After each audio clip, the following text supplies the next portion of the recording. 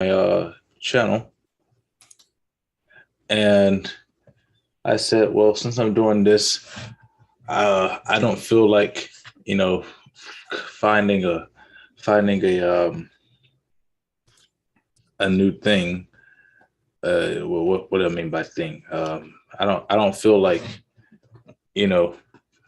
coming up with a way to create an intro in Zoom, because I still having trouble figuring out how to do that.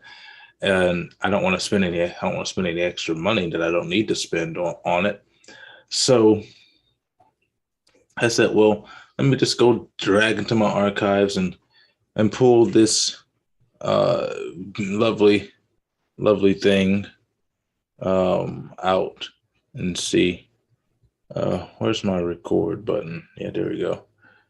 Right there. And all right, so now we're recording. So probably doesn't do much to record and then have the intro come after our voice. But this is what I used to do, Jay. I used to have this little thing. It's a very simple intro, very simple. I made this intro back in Microsoft PowerPoint, and I think this was in 2014 that we did this. So.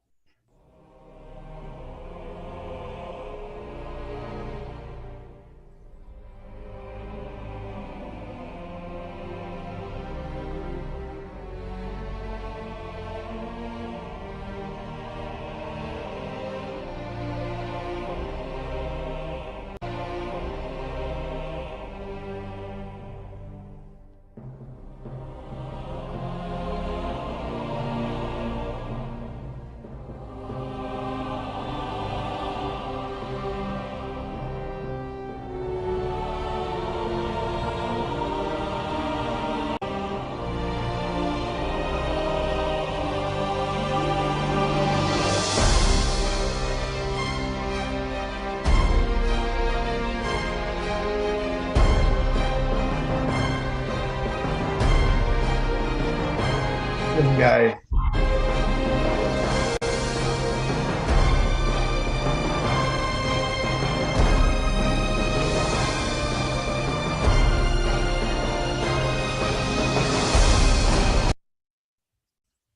Yeah, we had that is a long intro.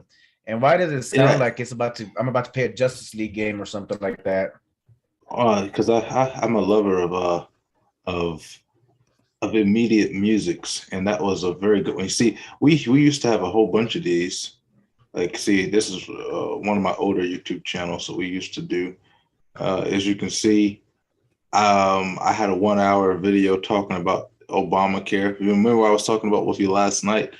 This video right here, I did this in 2019 on Obamacare. I think our first episode came out in 2015. This was a trailer. So we did this right around the time Jurassic World came out. As you can see, our trailer. And we had, I have like 30 hours of blooper reels from this, because my best friend, every time the camera would go on, would burst out into hilarious, unstoppable laughter, and we'd have to scrap the episode and start over. So almost every episode. He burst out with what? He burst out with what? Unstoppable laughter every single time. Yeah, sometimes the pressure of being on camera does that to people. I know it was doing it to me too, but that's just sort of how we were. This was our trailer, actually. This one was pretty fun. It was another one, but this one got copyrighted because of the music. So, we did this one. It was I think the music might have been too loud for this one, though. Let me go back and listen to it. I haven't seen these in such a long time. YouTube community. My name is ATB. I am 21 years old. I attend it was supposed college. To have me not show up there until after he spoke. So we had some stuff that didn't miss. Like, it was doing this in Microsoft PowerPoint. Action-packed games, preferably first-person shooters, and obviously computers. If anyone sends me a request of you doing installations or whatever on a computer, I will be more than happy to do that. If anyone sends me a request to do music tutorials, I'll do that too, reviews, anything. My name is Gordon. The volume was just so low. We tried to make like a super epic trailer and it failed on us. Anyway, It looks like I had to do a lot of work for it though, because Well, I mean, it was Microsoft PowerPoint, so it wasn't so much that I did a lot of work. It was that there was a lot of trying to get the animations and stuff to match properly with PowerPoint, getting the stuff, and a lot of that stuff didn't go the way I wanted it to. So today, I figured let's try something different. Most of the time I use the Sunday school books, which I do have right here in this drawer, right next to me, because I keep books everywhere, and so I have them with me. But I thought that because this is new to me, and I know it's definitely new to you because you don't even own the book.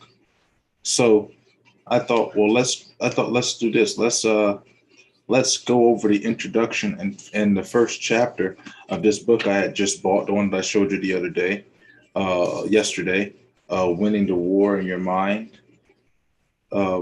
This book is by Craig, I want to say Groeschel, Craig Groeschel, Winning the War in Your Mind, Change Your Thinking, Change Your Life. And I liked Battlefield of the Mind, which was by Joyce Meyer. It's a really good book. I recommend it to anybody. Well, before you start, give me a chance to change my internet because the wind is picking up and it's going to take off my Wi-Fi. So I'm going to put my hotspot on. Do what you got to do, Jay.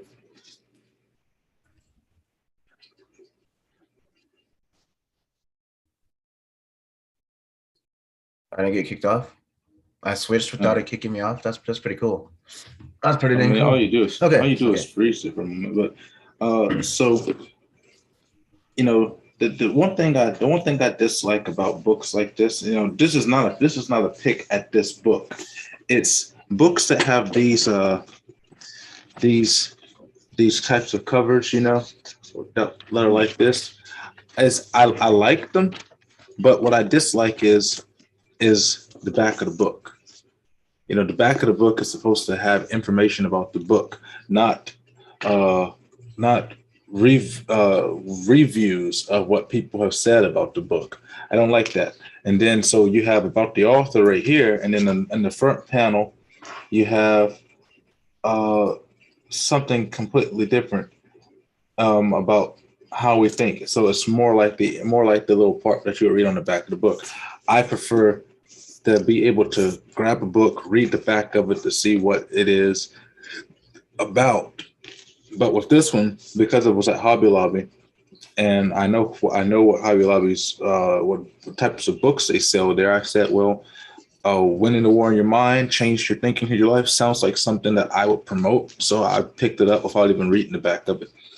So what I want to do is, let's see how many pages we got to go through here. The introduction's only like 2 pages, and then from page 7 to page 27, so about 20 pages. I think we'll have more than enough time in this episode to do that.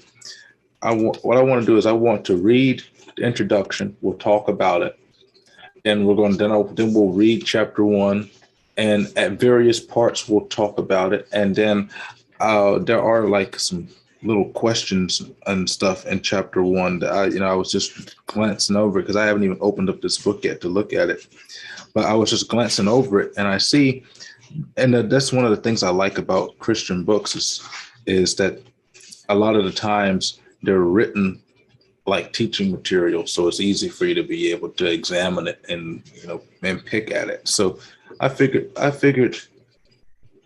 since we were talking about free speech, and we're talking about changing our thinking, growing with Christ, I figured let's give this a try. And and if you like it, we'll keep doing it. If not, we'll switch back to the Sunday school books. We can always have a variation, can we? Yeah, we can always do that too. We can have this one week Sunday school book, the other week do a chapter of a different book another week, things like that. So let me get started here. Um, Firstly, welcome to the show, everybody. This is Growing Christ with Jay. I think this is the 8th episode. I don't know, but I titled it the 8th episode. I'll figure out later on if it's the 8th episode or not. I figure out the numbering after all this is done. I don't keep up with half of that stuff. That's the good thing about having algorithms that keep everything in archives. I don't have to worry about thinking about the number, because when I go to upload it, I can see what the last episode that we uploaded was. And then I was like, okay, this is the number. Boop, just punch it in. So the introduction is, where are your thoughts taking you? So let's read this introduction. I'm going to read it here. There's nothing for me to share on screen because I'm not making copies of 27 pages. Just not going to happen. So let me start here. Our lives are always moving in the direction of our strongest thoughts. What we think shapes who we are. So you might read that and think that I'm being an overly dramatic preacher using hyperbole.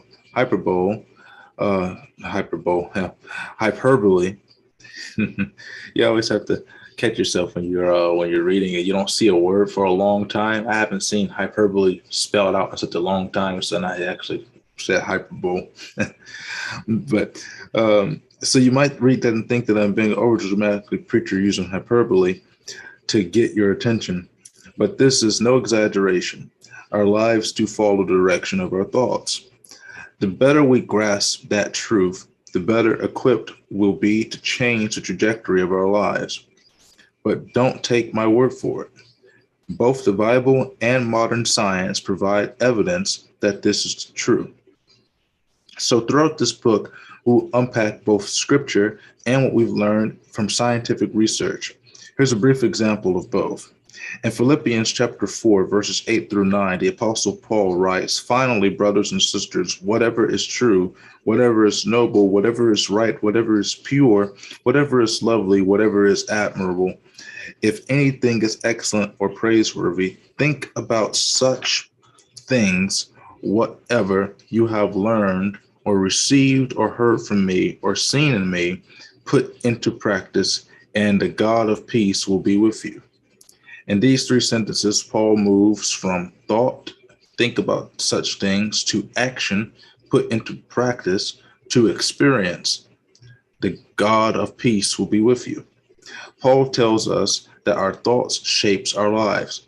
In recent years, an entire discipline of modern psychology has developed called cognitive behavioral therapy.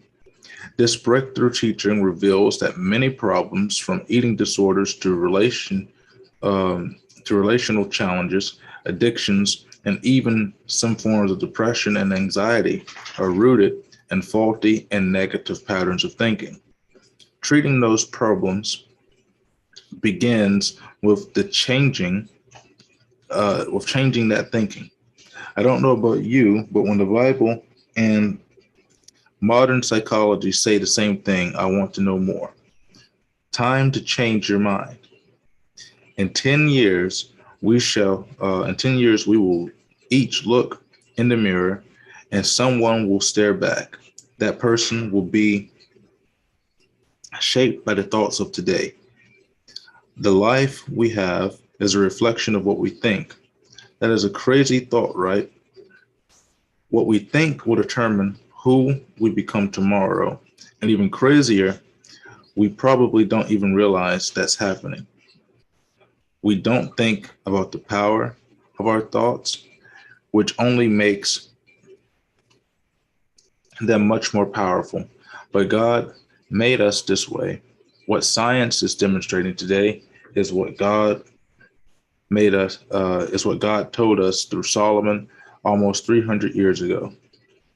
For as he thinks in his heart, so is he.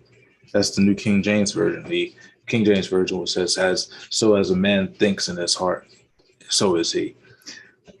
So, same thing.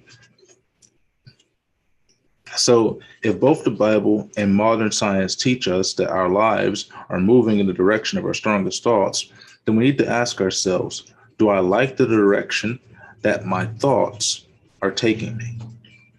If your answer is no, then maybe it's time to change your thinking. Decide to change your mind so God can change your life.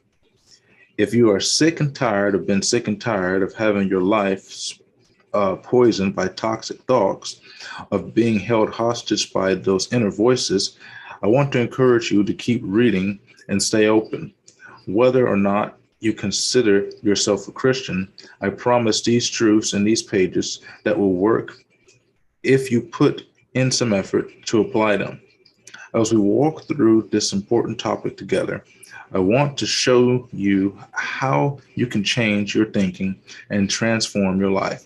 In part one, we'll examine the battle for your mind and how you're really not alone with your thoughts. In part two, you'll learn how your brain works and see how to rewire it.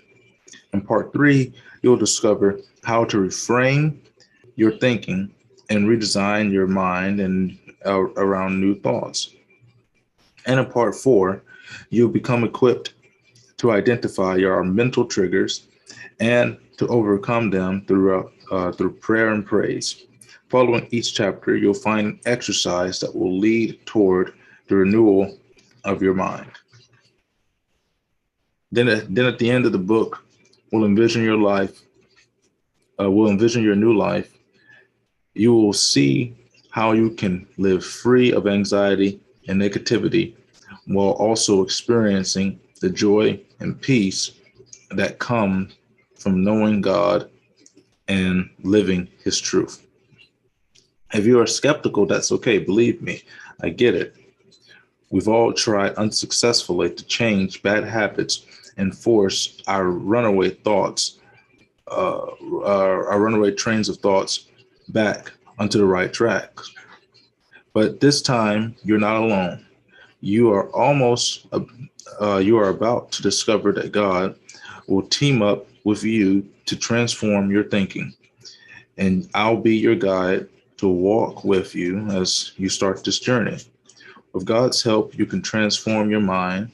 You can stop believing in the lies that hold you back. You can end the vicious cycle of thoughts that are destructive to you and others. You can allow God to renew your mind by saturating you with his unchanging truth. You can let his thoughts become your thoughts. With the opportunity, let's circle back to an opening statement. Our lives are always moving in the direction of our strongest thoughts. What we think will shape who we become.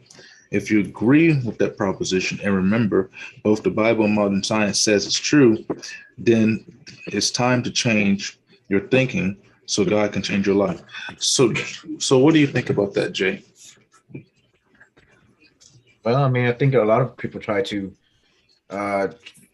get better thoughts, help themselves from depression, all these good stuff. I mean, I was just thinking about myself in there, but yeah, I mean, I think this is pretty good. I mean, it's a better way of handling reality rather than escaping from it and coming to facing everything. That there is a way to cultivate your mind in a better manner. I don't know, a better manner. I mean, Well, a lot of people don't even know how to think. I let's just take this like that into there's actually a consideration. a Christian book that says this.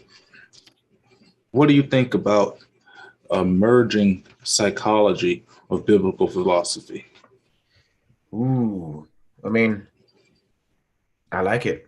I took psychology class. I like that. It was pretty interesting. I listened to a lot of philosophy, but whenever you introduce the Bible and it says that this is also what God says, and it can be used with Scripture, then not only is it just a teaching thing, but now it's authority from God and more being able to just go to God with these things. It's not just a self help, but it's also a God thing to where God can help you do this, and that God understands you.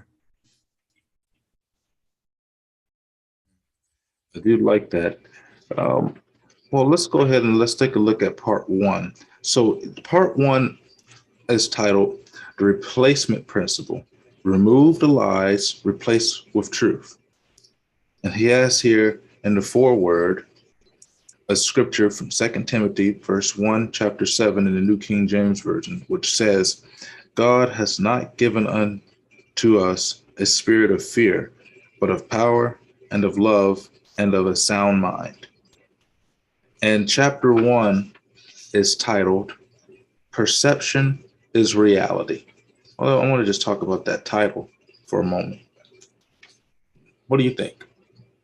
Well, just like yesterday. Is perception reality to you? Oh gosh, no, man. Dude, people have so many of their own truths, but there is only one truth. But people can literally believe in the most craziest, outlandish things, and it's true to them. So I can't say that perception is reality because there's so many perceptions and interpretations of many things. Well, see, that's the thing. I actually happen to agree with this. What you perceive to be true will be true to you, even if it's not. Yeah, exactly. And yeah. So that perception becomes your reality, even if it is not the reality of the world. You have a lot of these people that run around here talking about cops and black people and they're getting all this skirmishes, which doesn't happen. It's not the truth. But the perception is still been pushed on and these people are still buying it. And so that becomes their reality, even if it's not true, even if they've never encountered a single hostile police officer. And they've never been in a situation in which that has ever happened to anybody that they know. That's still the reality to them because that's what they perceive the truth to be. But as you know, and as I've said, facts don't care about your feelings. The truth doesn't care about your feelings. The truth is the truth, and it doesn't change with outside influences.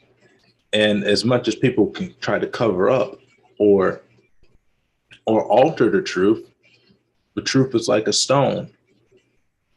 No matter how much you chisel away at it and try to make it into something else that it's not, the root is it will always be a stone. Yeah, I always love when atheists try to debunk the Bible and they end up becoming philosophers in the Bible or, trying to disprove it or disprove the resurrection. I've heard so many stories of people just saying, oh, it's just a crazy, outlandish thing. Well, the truth will eventually get them unless they harden their heart. Well, let's go ahead and read a couple pages here, and then we'll if we find something interesting, we'll stop and we'll talk about it. So okay. Reading on here says, my friend Kevin served on our church staff as one of our pastors for close to 20 years before retiring. Way back in the early days, our staff used to play a game called Capture the Flag in the storefront church office, in our storefront church office. We occasionally got violent as players tried to seize the flag, but because we were ministers, it was, of course, holy violence. Eventually, however, 2 people ended up getting injured, so we had to establish some guidelines. One of those rules was no attacks before 8 a.m. I tend to get to work early, and one day, as I showed up around 7 o'clock and began walking to my office, my spidey sense went off. Something wasn't right. Suspecting a threat, I threw open a closet door to find Pastor Kevin hiding. I don't know if he had spent the entire night in there, but his plan was to wait patiently for a surprise attack at go time. But thanks to my superhero ability to detect danger, I thwarted his plan. I was so excited that I slammed the door shut, wedged my foot against the bottom, and yelled triumphantly, "You're going to spend the day in that closet, Kevin." I grabbed a chair to secure my prisoner. Chuckling maniacally, I said, "I'm putting a chair under the doorknob." But no matter how hard I tried, I couldn't get the chair to fit.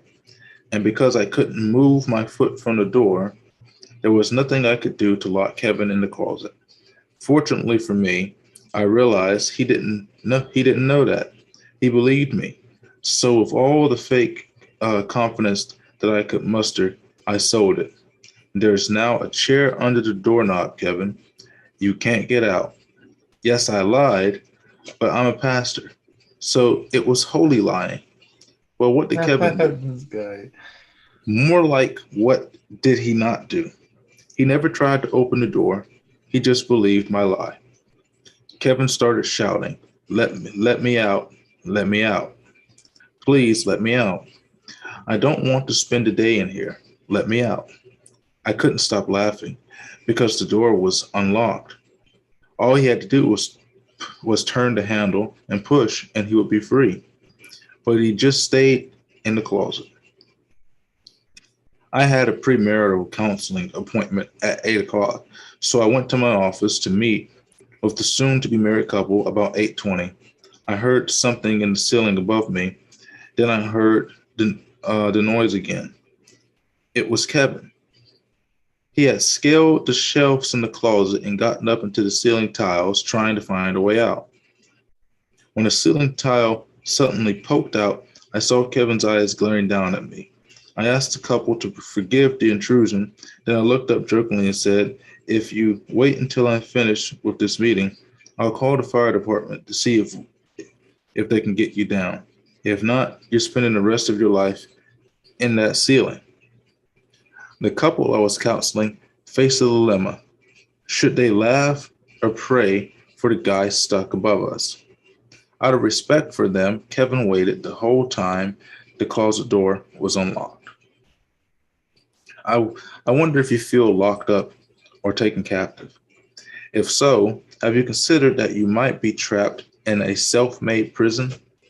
You may feel held back from living the life that you want to live, not experiencing a relationship with God that you want, with little to no hope for the future. But are you?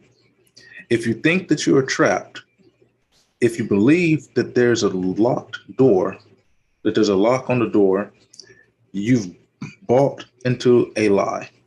And it is the lie, nothing else, that is holding you back. Yet, if you identify that lie, then you can remove it. You can replace it with the truth and be free. Your liberation is a simple two-step process.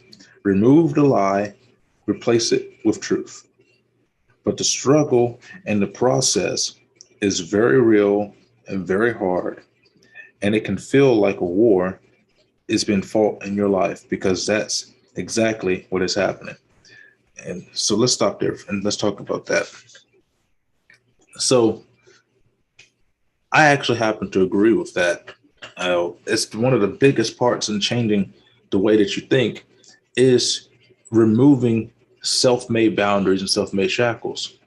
I've often said that the only thing that is holding you back from being able to get anything that you want is yourself.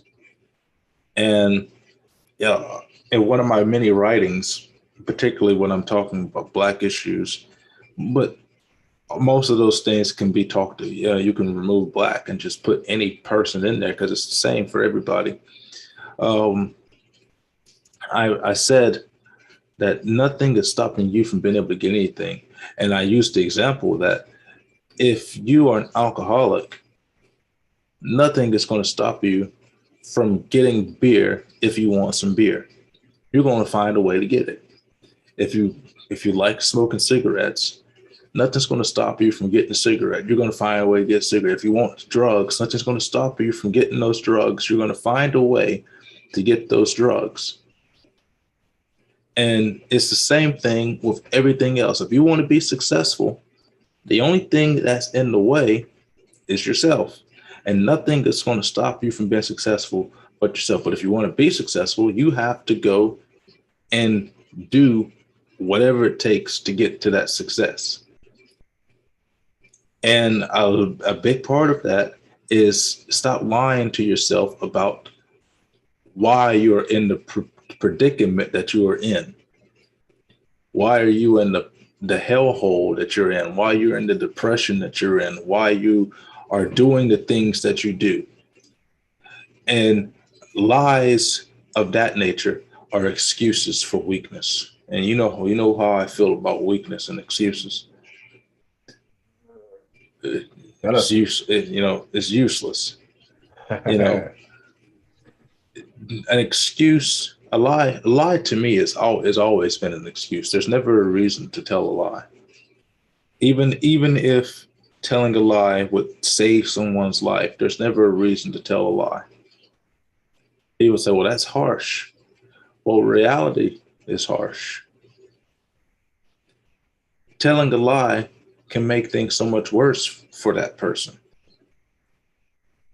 Telling the truth is always much preferred because you never have to remember what the lie is if it's true. Oh yeah. Oh yeah. Oh, so what do you think about that idea of a self-made prison of lies? And lies, lies not only that people have told you, but that you are telling yourself. I mean, what do you think about these two-step principle? He says, remove the lie, replace it with truth. Well, man, the mind is powerful, man. I remember when I was first, coming into Christ about 5 years ago, stop trying to be afraid of future, afraid of not accomplishing what I had to accomplish, and just bombarding myself. I remember I could not move at all. I would literally be stuck in my own mind for days on end, and it would just be my mind just going in circles, telling me just all craziness, just putting myself. I mean, the way I used to talk to myself was just horrible. And the way you still talk to yourself was horrible. Well, no, actually, I don't. I don't talk to myself bad. I don't put myself down. And I just learned to, just realize that God is in control. Whenever you feel like God is truly in control. The way that you talk to yourself is still horrible because you continue to tell yourself that you're sexy and you know it's not true. First of all, I don't even say that. I know I'm beautiful. I'm just kidding. Well, actually, God made me, and I like God's creation, and I'm pretty happy. Dude, you even with that, a lot of people are like, oh, I don't look good. I haven't, gotten ready. I can't go to the store. And people literally just get stuck. Like I've heard it many times. They just get stuck in their mind. Oh yeah, it used to be me. Believe it or not, I would never go to a public pool or to a beach and take off my shirt because I spent all of the time at the gym working out, and at my peak, I had a pretty sculpted body, but my genetics, my chest will just not grow. I can't gain weight. I have never been able to cross 149 pounds, and so all of the work that I did when I started off powerlifting in ninth grade at the field house in Harrison Central, I started off barely able to dumbbell press 35 pounds. But when I finished, my maximum bench press was 225. Squats, I was able to do 550 on the squats. I was able to leg press about 700 pounds. And, but my body, my genetics, it didn't make it, it's made it seem like I didn't have any gains. And so I would never take my shirt off when I went to the beach. I went to the pool. I go swim with my shirt on. I go to the beach and never take my shirt off, no matter how hot it is outside, because of that perception, that mental mind trick that is that my body isn't good enough, and I've worked Yeah. so hard to try to make myself good enough. Uh, I used to have a home gym. Uh, it was it was outside. I live in the country, so outside, and have my weight set sitting outside. I think we had a total of about 300 pounds for that weight set. 40. I think we had 245 plates, 235 plates, 225 pound plates, uh, four 5 pound plates, and four 10 pound plates. And then, of course, the bar is 45 pounds by itself. And so we would use that gym. So I would be outside in the summer in a sweater, and I'd be out there doing my workouts on the bench. And man, I used to, this was back when I was practicing my martial arts a lot more than I do now. And I get my 25-pound plate, uh, grabbing in both hands and punch with it, trying to, increase the speed. And I would take the bar, take it off the rack.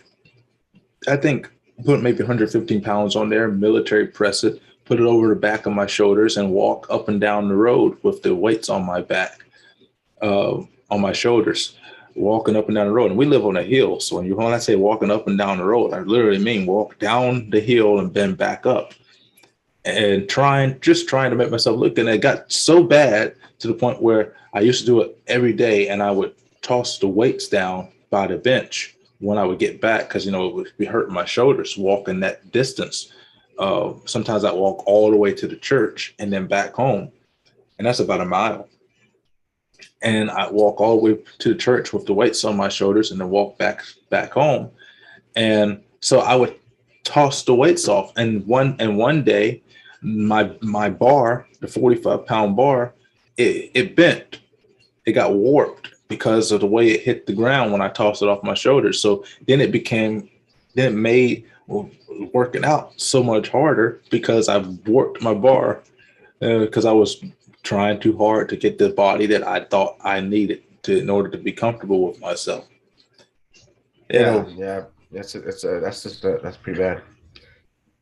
You feel like you but have to be. I used to have a crazy workout, man.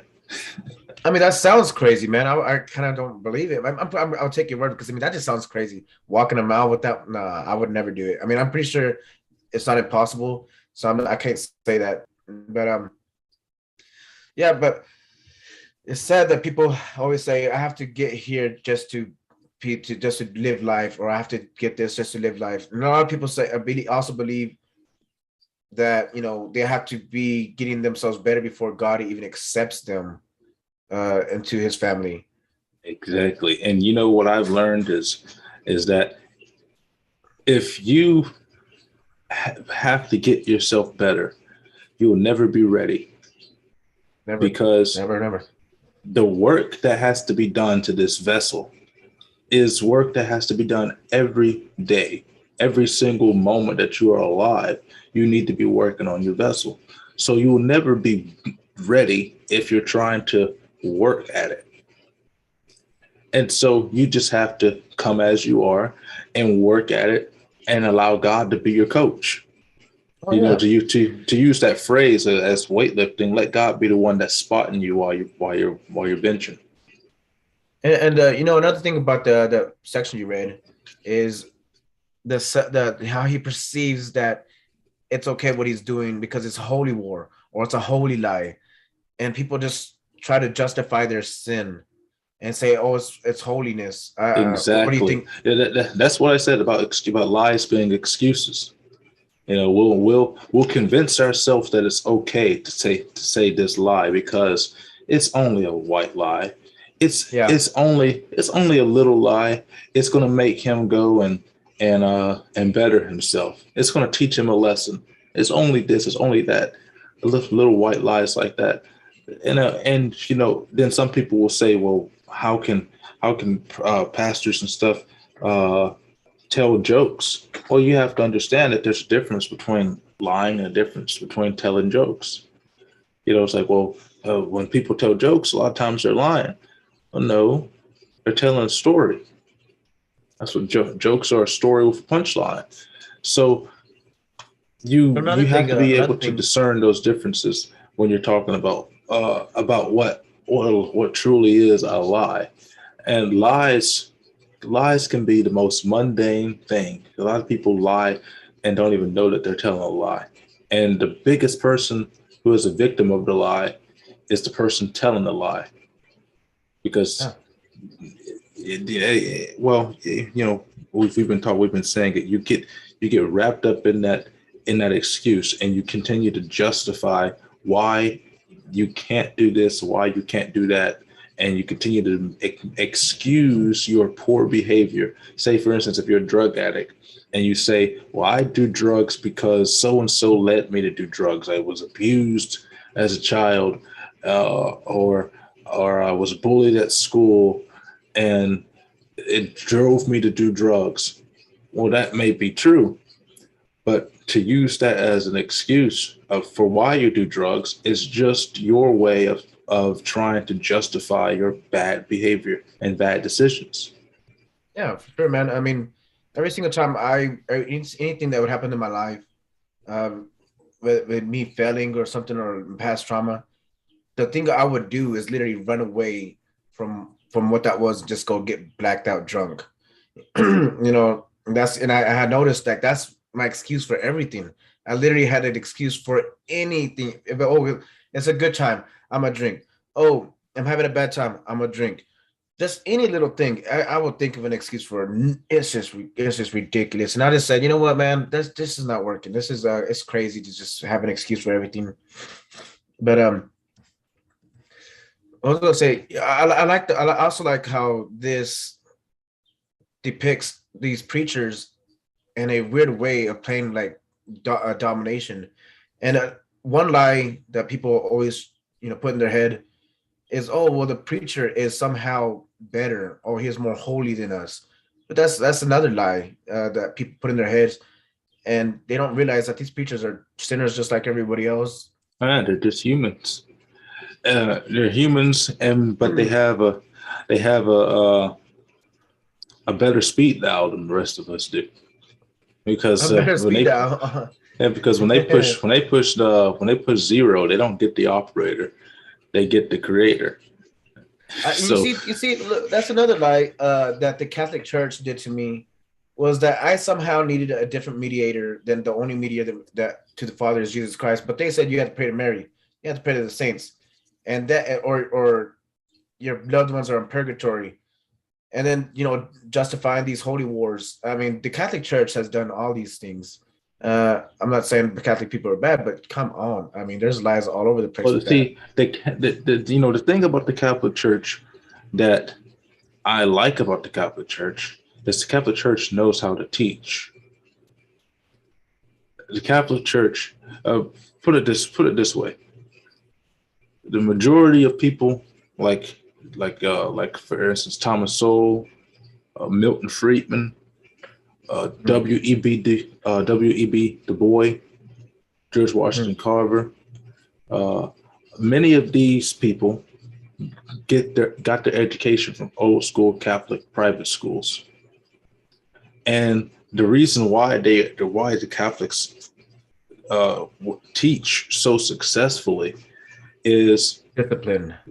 Get that ruler out. It's not. It's a discipline is a big part of it, but it's because in their mind, they don't accept any excuse at all. They don't excuse failure for anything. I think I wouldn't like that. Their teaching style will not allow you to make an excuse for why you can't do something. So if you were to go to school, and this is something that you notice back in the day, you didn't really have this problem with ADHD and attention disorders when people were going to the old Catholic schools, because these old Catholic teachers, they didn't care about that. There was no excuse for why you didn't do your work. You did your work, or you got disciplined. And what wound up happening is these people with attention disorders, they did their work and they did it quickly and efficiently so that they didn't have to worry about uh, not focusing and then getting scolded or punished by the teacher. You And see, so I and like the Catholic Church for that reason. But the Catholic Church does have a lot of problems, as of any major religion. You know, Catholic Church is no saint when it comes to the Crusades, when it comes to what they did to all of the apostles of Christ. You know, Saint Peter was crucified upside down and beheaded and dismembered, and you know, all of the disciples died and were murdered horrible deaths. in tragic deaths. But you know that isn't indicative of Catholicism or Christianity.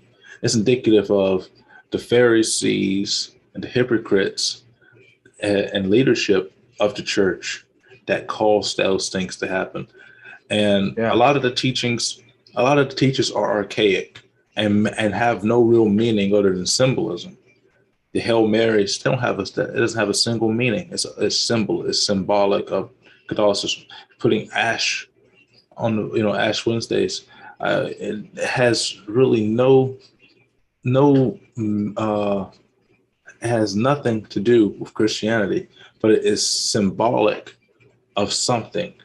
It's symbolic of their faith. It's symbolic of their belief.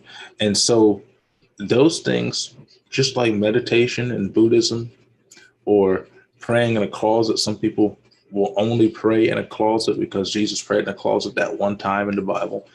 And so because those types of symbols become a way for them to exercise their faith, or they believe that it is a way that it magnifies their spiritual connection with the Lord.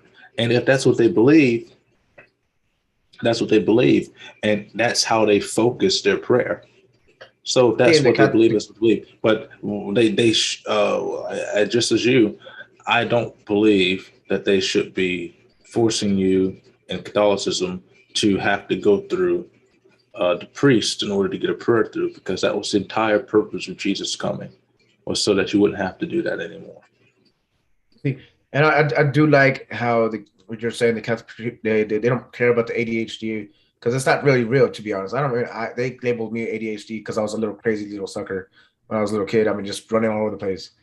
But you know, people nowadays, they just say this is how God made me. This is who I am. They label themselves Oh, that's the biggest self-diagnosis of excuse. anxiety, depression. That's They did that's the they biggest you know excuse that people use. You know, I hate when somebody says God made me this way. No, God made you. You made yourself that way. He gave you autonomy, freedom of will to pick and choose your own path, but your own decisions have consequences. Whether they be good or bad consequences, or as the Bible puts it, with your choices, God will lay before you blessings and curses based on what you do, and oh that's yeah, good man. consequences and bad consequences. Like So don't think about blame it. God for why you are the way you are, because he's not the reason why you are the way you are. He's the reason you are alive. You're the reason why you're the way you are. Yeah. But think about it. I mean, we like our episode yesterday about free speech. I mean, holding accountability. Eventually, whenever the lefties get a lot stronger and they find that video, oh ho ho, we're gonna be held accountable to their standards, saying, "Oh man, you are this and that." I mean, hate speech. Oh, but they know that that's held to the standards of this world, and they are gonna do that. They persecuted Jesus Christ. They're gonna persecute us. And At see least, me, I don't believe in hate speech in the first place. So it doesn't bother me. oh yeah, but those are the standards of the world. They will judge us by their standards. But thank God, in the end, God will have everybody bowing down to Him and His standards. Let's read on a little bit more here. So this next part of the first chapter is called "The Battle for Your Mind." It says, in the 80s, we are taught that love is a battlefield. Thank you, Pat Benatar. If you're a bit younger, you learned the same lesson from Jordan Sparks. And if you're even younger, you know Battlefield is a series of video games. But know your mind is a battlefield, and the battle for your life is always won or lost in your mind. Oh, that's nice. I'll talk about that in a moment. Uh, Picture a battle with two opposing sides. Now imagine that the people on one side don't realize they're involved in a battle. The enemy is attacking and taking them out, picking them off one by one, but they are oblivious. Hard to imagine because it's just too absurd. I agree. But every day you are engaged in a battle. Are you aware of it? You may not recognize the battle you're in while it's wreaking havoc in your life. Ever wonder why you can't shake a habit? Why you feel like you can't connect with God? Why you lose your temper so easily? Why you too often make bad decisions? Why you and your spouse fight so much? Why you're consumed with worry, fear, and negativity? There is a reason why. Your mind is a war zone and you are under attack. It's critical that you become aware of the fight. You cannot change what you do not confront. If you ignore the battle, you lose the battle. The Apostle Paul made this truth clear. We are not fighting against flesh and blood enemies, but against evil rulers and authorities of the unseen world, against mighty powers in the dark world, and against evil spirits in the heavenly places. Ephesians chapter 6, verse 12 of the New Living Translation. Your adversary is not your boss, spouse, child, your ex, or your neighbor with that demonic dog that is always barking. You may not realize it, but the one you are fighting against is your spiritual enemy, the devil. Sound too extreme? That's exactly what your enemy wants. There's an old saying that goes, the greatest trick the devil ever pulled was convincing the world that he doesn't exist. Satan doesn't want you to believe in him. So he works subtly. He knows that if you ignore him, he can invade your mind with impunity. He can plant seeds of doubt, confusion, worry, depression, and anxiety that will grow and continue to grow. Satan is your unseen enemy whose mission is to steal and kill and destroy. That's John chapter 10, verse 10. Stop you. That's 1 Thessalonians chapter 2, verse 18. And devour you. That's 1 Peter chapter 5, verse 8. Satan despises you with more hatred than you can imagine. He wants to keep you from God and from the life God has for you. He wants to keep you from intimate relationships with those you love most. He wants to rob you of inner joy and abiding peace. He wants to strip you of the fulfillment you would have in knowing you are making a difference with your life. So how does he do this? Simple. He lies. Just like I lied to Kevin about the locked door, Satan is a deceiver. And his strategy is to defeat you, and his strategy to defeat you is to persuade you to believe his lies. Jesus warned us, there is no truth in him. When he lies, he speaks his native language, for he is a liar and the father of lies. John 8, chapter 8, verse 44. I think it is interesting that the only time Satan is called a creator, a father, is when there is a connection to lies. Understand this, Satan is your enemy, and every day he is prowling around. That's Peter 5 and 8. Watching you look for a place where you might believe a lie. If you succeed at something, maybe he can convince you that you don't need God. If you fail, he'll try to brainwash you into thinking that you'll always be a failure. You have a great first date, he'll suggest romance is the only thing that will keep you happy. First date was a disaster, he'll whisper to you that you'll never have anyone love you for who you are. If you do a nice thing for a difficult person, he'll murmur that you're a pretty great person, yourself, and you don't really need God's grace. If instead you speak harshly to someone, he'll whisper that you're an awful, hateful person whom God would never love. If you're trying to stay away from porn, he will tell you everyone else is doing it. If you give in to porn, he'll make you feel like you're the only person sick enough to do such a disgusting thing. Satan is conniving and trying to lock you in a prison of lies. But you are not his prisoner of war unless you choose to be. Those days can be over. That's your call. So let's talk about that. Oh man, the devil the is truly, truly the best at doing that. I mean, nowadays here in America, you're seeing a lot of preachers popping them heads up on YouTube a lot, claiming that Jesus Christ was some hippie that would have loved the LGBT, would have supported them, that he was that God the Father is non-binary, that he is I mean, just trying to justify all these sins that Jesus already listed right there, trying to say that it's a norm and that you shouldn't tell people that they're sinning and that they are good themselves and that they're in their own minds are good. I mean, isn't there a Bible verse that says the wicked will proclaim that they are good people? Or everybody proclaims that they are good. Yeah, there's old verse, and it always talks about how evil shall become good and good shall become bad.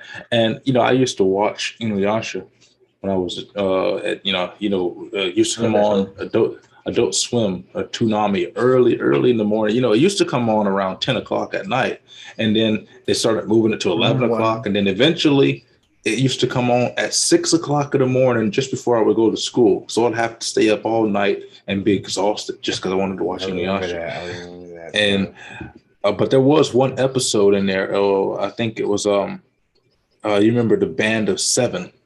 When Inuyasha was fighting against that human guy who was brought back from the death by Naraku, who had the big halberd sword thing, and they went there to Mount Hakure. I think it was Mount Hakure, something like that. But it was an episode about a priest or a monk who had mummified himself. The living mummification is a Buddhist practice. And he was like this super holy monk that created a barrier around the mountain, and no evil could get in the mountain. So Inuyasha, even Lord Shishomaru couldn't get into the mountain and be able to use his powers and stuff. But I remember that it will always flash back to these children singing a song. And the song they would sing is, evil shall now become good, good shall now become bad, pure shall now become pure, impure shall become pure. Something like that. And that's what you see throughout the course of history.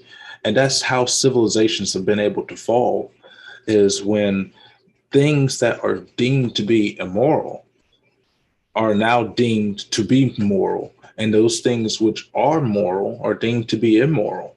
Or the wicked becomes good, and good becomes the wicked. And that is because of the perpetuation of lies of the deceiver. His strategy is to indoctrinate through lying. His job is to weave deception, to create separation. He wants to split us apart with our thoughts. And that's why I've said many times here on this show that we are in a civil war in our country right now. And it's a civil war that will not be fought with guns, and it won't be won by guns or any amount of bloodshed, but the ideals of those who speak the loudest will become the ones that win this war. The idea of America, the idea of morality, the very foundation of who we are as a country of Americans, that is the war that's going on right now. It's a war completely in the mind. It's a war of words, it's a war of attrition, where we have to fight an idea that is a lie to make us destroy ourselves. And Satan has been doing this so perfectly over the years. You have to think about Satan. He's a fallen angel, strongest of them other than Michael, and he is immortal. He has seen the grace of God. He understands the blessings and powers of the Lord. He understands the triviality of a fleeting lifespan of a human being. But more than any of that, he is patient. He is able to weave these webs of deception over generations, thousands of years, up until we get to this point in time. Because when you're immortal, you have nothing but time to perfect your craft. And Satan is the master. As Jesus called him, he is the father of lies. There is no better liar than him. There is no person who can, if Satan were going to go to an interview to go sell RVs, and at my old job, I would hire him on the spot. Yeah. Because he's the ultimate salesperson. He can convince you to buy anything. Oh yeah, man! In the Book of Revelations, he's almost so good that he can even deceive the elected people, God's elected people, if it weren't for God's protection. He's gonna come down, do all the magical wonders, even like powers like Elijah calling down fire from heaven. Dude, this guy is amazing. Remember, he's gonna be loved by all. In many respects, he already is. Yeah, that's kind of sad. But this is what I grabbed when I was looking at this, and I said, I read this part here, and I said, but when he the point I was having was that he's really good at even being a wolf in sheep's clothes. I'm like, he's literally in our churches right now, and there's literally preachers that have all the symbols of everything wrong and everything sinful before the message of Christ and redemption and sin. I mean, he is so good that a lot of Christians today support him. I mean, whole church is completely just destroyed because of that ideology of progressive Christianity. Well, not only that, but you have a lot of Christians that believe they are not clean, that they're not saved, because they believe in the lies that Satan tells them, whispers in the ear. Well, you're not saved because you aren't doing this and aren't doing that. Well, you're saved, but you have to understand that you start off as a blank piece of paper every day, and by the end of the day, that blank piece of paper has become black, tainted with the impurities of the day. And if you don't repent, you're going to wake up and be a darker piece of paper.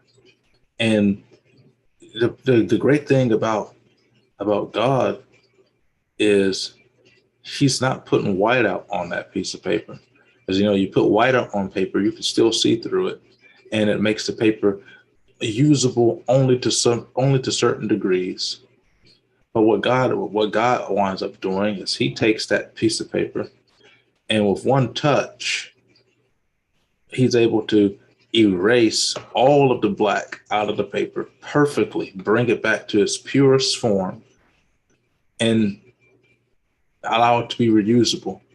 And he can do that no matter how dark the paper is, but he can't do it if you don't come to him, ask him to do it. He's not going to do it just because he loves you.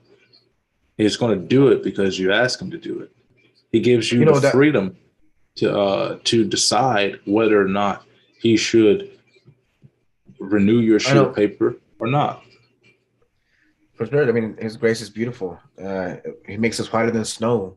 He gives us a robe of one cloth, all white, And I think in the Old Testament it says our works to be good are like filthy rags to God.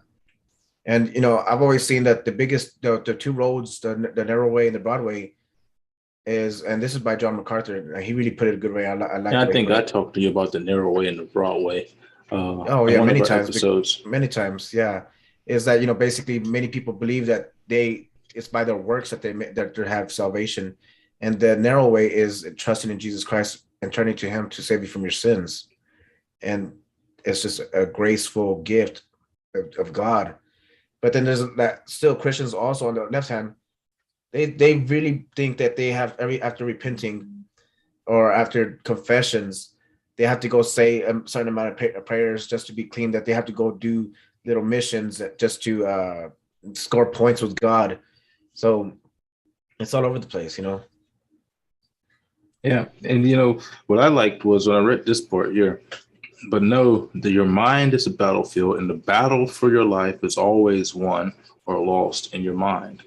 And to me, that is the undisputed truth. I wrote a whole piece about that, and I think I read it for you once, where I talked about the loss of faith in my series, The Myth of Happiness. And I talked about the loss of faith and the loss of faith, not only in religion or in God, but in self. And when you have convinced yourself that God can't help you or you can't help yourself, you have lost the battle in your own mind. Because ultimately, power comes from what you speak, from what you believe. And if you speak and believe only negativity to yourself in your mind, that's all that you're going to be able to reap out of the world is negativity, defeat. So absolutely, that is 100% true to me, that the battle is won and lost in your own mind. And even though we are saved in Jesus Christ, the accuser of the brethren, which is us, the brethren, the brothers in Christ, but the accuser is the devil. And he's going to be accusing us and saying, our sins are still weighing us down, even after we're saved. Oh, yeah. So Or that you can't. let's I think the other part in the book, he says that you cannot, that basically that you're not good enough to be used by God. And me and you deal with that quite often. When we've dealt with people in our in the place where we usually used to preach. well, I don't preach. We would have to remind each other that our I work don't will never preach. be. I write memoirs. This guy. See, I write memoirs and I give spiritual advice. I hate the term of somebody trying to call me a preacher, because that's not what I want to be. It's not what I try to be. It's not what I aspire to be, because there are certain things in my life which I believe prevent me from being a preacher, and I can better serve a person by not sitting behind a pulpit. Well, Because Odin. preachers have a lot more responsibilities than people give them credit for. For sure. My pastor, Reverend Dr. Van Bowden, he works a regular day job like everybody else. He has a family to support. He's up in age. I think he's around 60, around 60, 64, 65, somewhere around there. He works at a shipyard.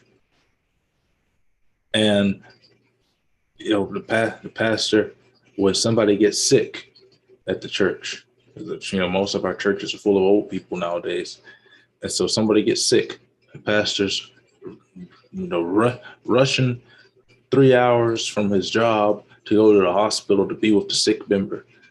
Then we have hospitality programs at other churches.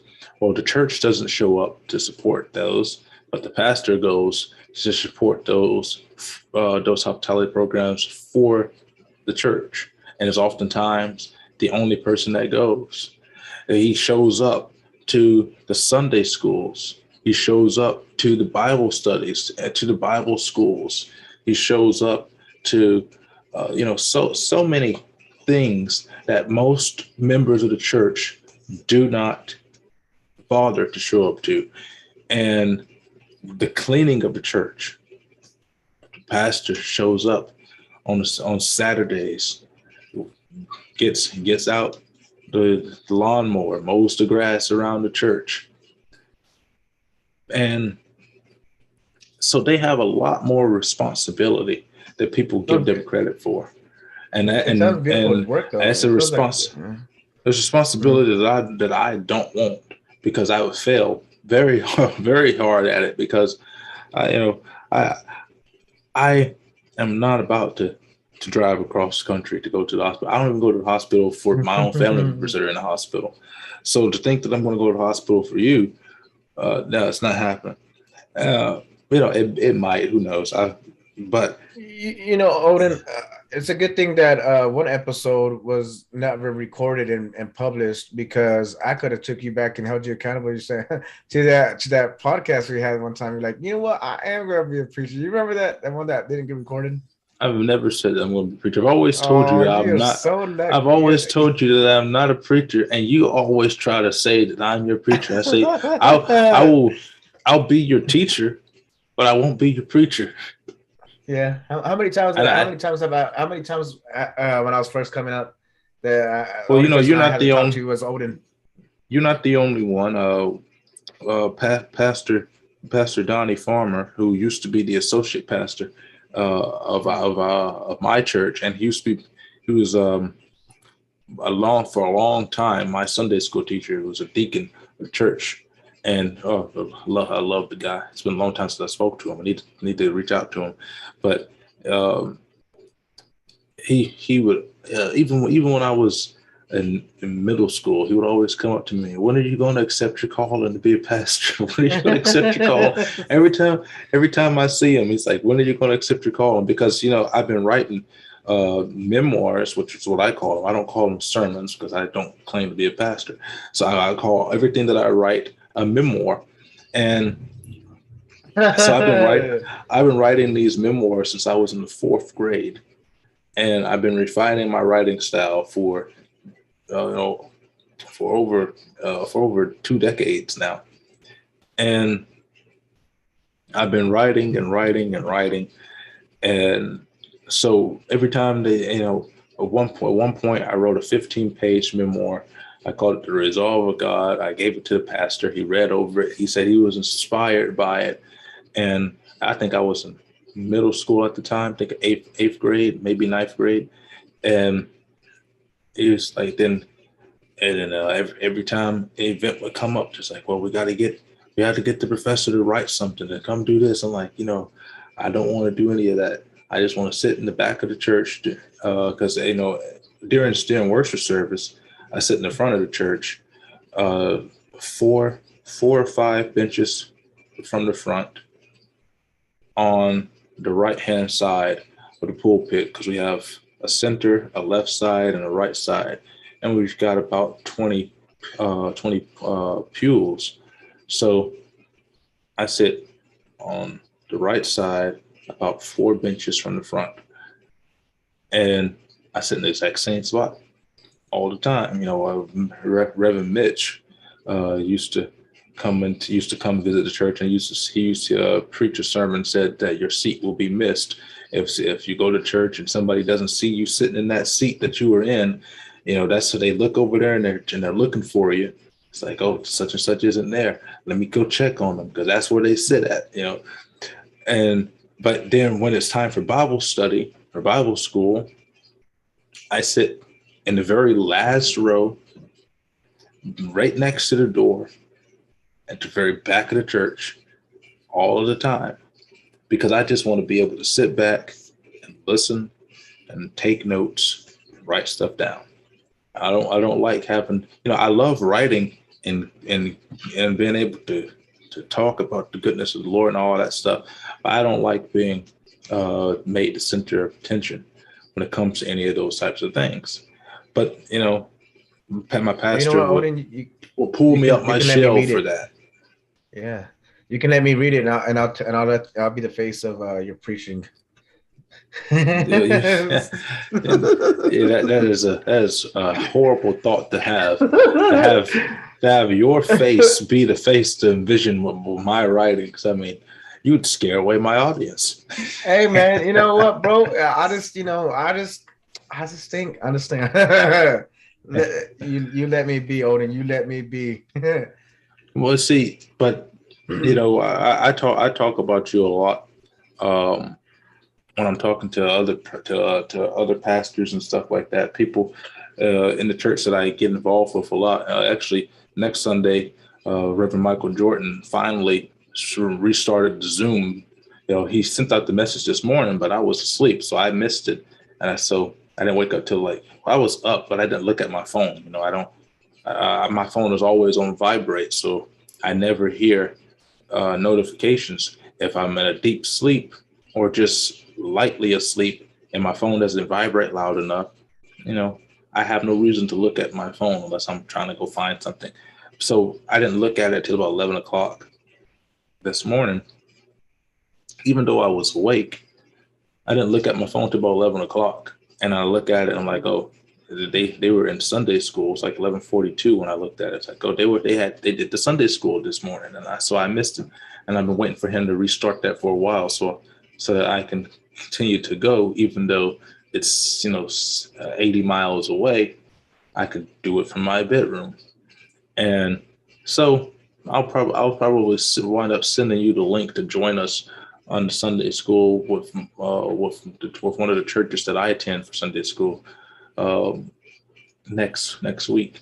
I think 9 o'clock, 9:30, somewhere around that time period. Yeah, so it'll be good. But I speak with these people. I don't have a church, so I speak with these people all the time, and exchange thoughts. And I've been to a lot of churches across the country, from Texas all the way over to the Carolinas, and I've met a lot of people. Went to Christian conventions and stuff, and I've allowed people to take me places that I wouldn't necessarily have gone otherwise. I've gone on, I won't say mission trips, but I've gone to events with Jehovah's Witness and the Mormons. They come to my home all the time, talking and preaching. And so I sit in, I invite them in. We get our Bibles out. We have a little Bible study, and we talk, and a lot of blessings have come to me from that. I first learned about the website Indeed, job website, from a Jehovah's Witness, because he used to come to the house all the time, and I was in college at the time. I'm like, I need to find work, and he told me, well, have you tried Indeed? I'm like, I don't even know what Indeed is, and so yeah, never works. But I hate Indeed. It never works for me. I just feel like it's fake. I'll just be. You have to apply for jobs that you can actually get. Apply at a taco stand or something. Actually, I could do that, man. I mean, I'm gonna have my own little food set. Food. No, don't do that. No. Why not, man? You should. Man, my you want to know why not? Were making food. You want to know why not, Jay? Because obesity is already a problem in this country, and we don't need people walking around here with no neck. I think it's our next part in our evolution, that we're not gonna need necks. Okay, we're just gonna sit on our chairs and just be most people do that already. Oculus, we're gonna have our Oculus, so we're just gonna be there all day. I love that South Park meme of the guy who sits in the chair in his mother's basement. He's all like this. Yes, man. That sort of envisions losing the battle in your own brain, because you've allowed outside influences to take over your life and convince you that this is all that you can do. And You see, that goes right back into those things, because you have to understand that keeping your vessel healthy is just as important as keeping your spirit healthy. You know, because your vessel, it it connects with so much of the corporal world, and the corporal world is full of nasty sin and nasty sinful stuff. So you have to keep your body. So when we say cleanliness is next to godliness, we're not talking about bathing and things like that. No, we're not talking about putting on some hand sanitizer and being clean. This isn't what we're talking about. When we say cleanliness is next to godliness, cleanliness, taking the bath and all that stuff, that is great. Nobody wants to smell your BO. But what we're talking about with cleanliness is keeping your vessel clean of sin. And the way that you do that is take care of your vessel. You have to eat right. You have to exercise right. You have to consume the right sources of information, consume the right types of drugs, or the wrong, because some drugs are beneficial, especially if you have diseases and stuff like that. You have to consume the right sources of media. Uh, that's taking care of your vessel. That's keeping yourself clean and devoid of sin. And if you are not taking care of your vessel, your spirit, it is left vulnerable, because now you have sin and filth on top of sin and filth just rolling over on top of each other. And now it begins to affect what's on the inside. Just like if you put a clean apple in a dirty bag and let it sit there, eventually the apple is going to start to rot, even though it's inside the bag, away from all the outside nastiness. The inside of the bag is nasty. And so the apple is going to start rotting, getting all that bacteria. Yeah, I mean, you gotta remember, even Jesus Christ, the Pharisees were like, why aren't they doing the ceremonial washing before eating? Jesus Christ, it's not about what you eat; it's about what comes out of you that determines your cleanliness. How does that go? How's that part going? On that scene, whenever the Pharisees were like, why are your followers not washing their hands? I don't remember that one per se, but I can definitely say that, yeah, what is important is what comes out versus what's going in. That's why God focuses more on the fruit that you produce than the work that you. It's kind of sad that a lot of people do live online nowadays, especially with these diseases and everybody wanting to just stay inside. But See, I love dude, staying inside. I don't like going. I've seen. I love being outside too, but I don't like being around people. I don't like people. People stink. Anyway, dude. So anyway, They smell. yeah, dude. Like, so one of the offenses online, it sucks to say, but talking about Christianity is considered bannable. And actually, that's why I've noticed why I got banned sometimes. And it wasn't until one of the people, because usually when I start preaching, they start going crazy on me. They're like, why you do this? Is a video game? Why are you gone? They just, this is bannable offense, and they end up banning me. But it's kind of sad, because even I started getting an Oculus because I want to see.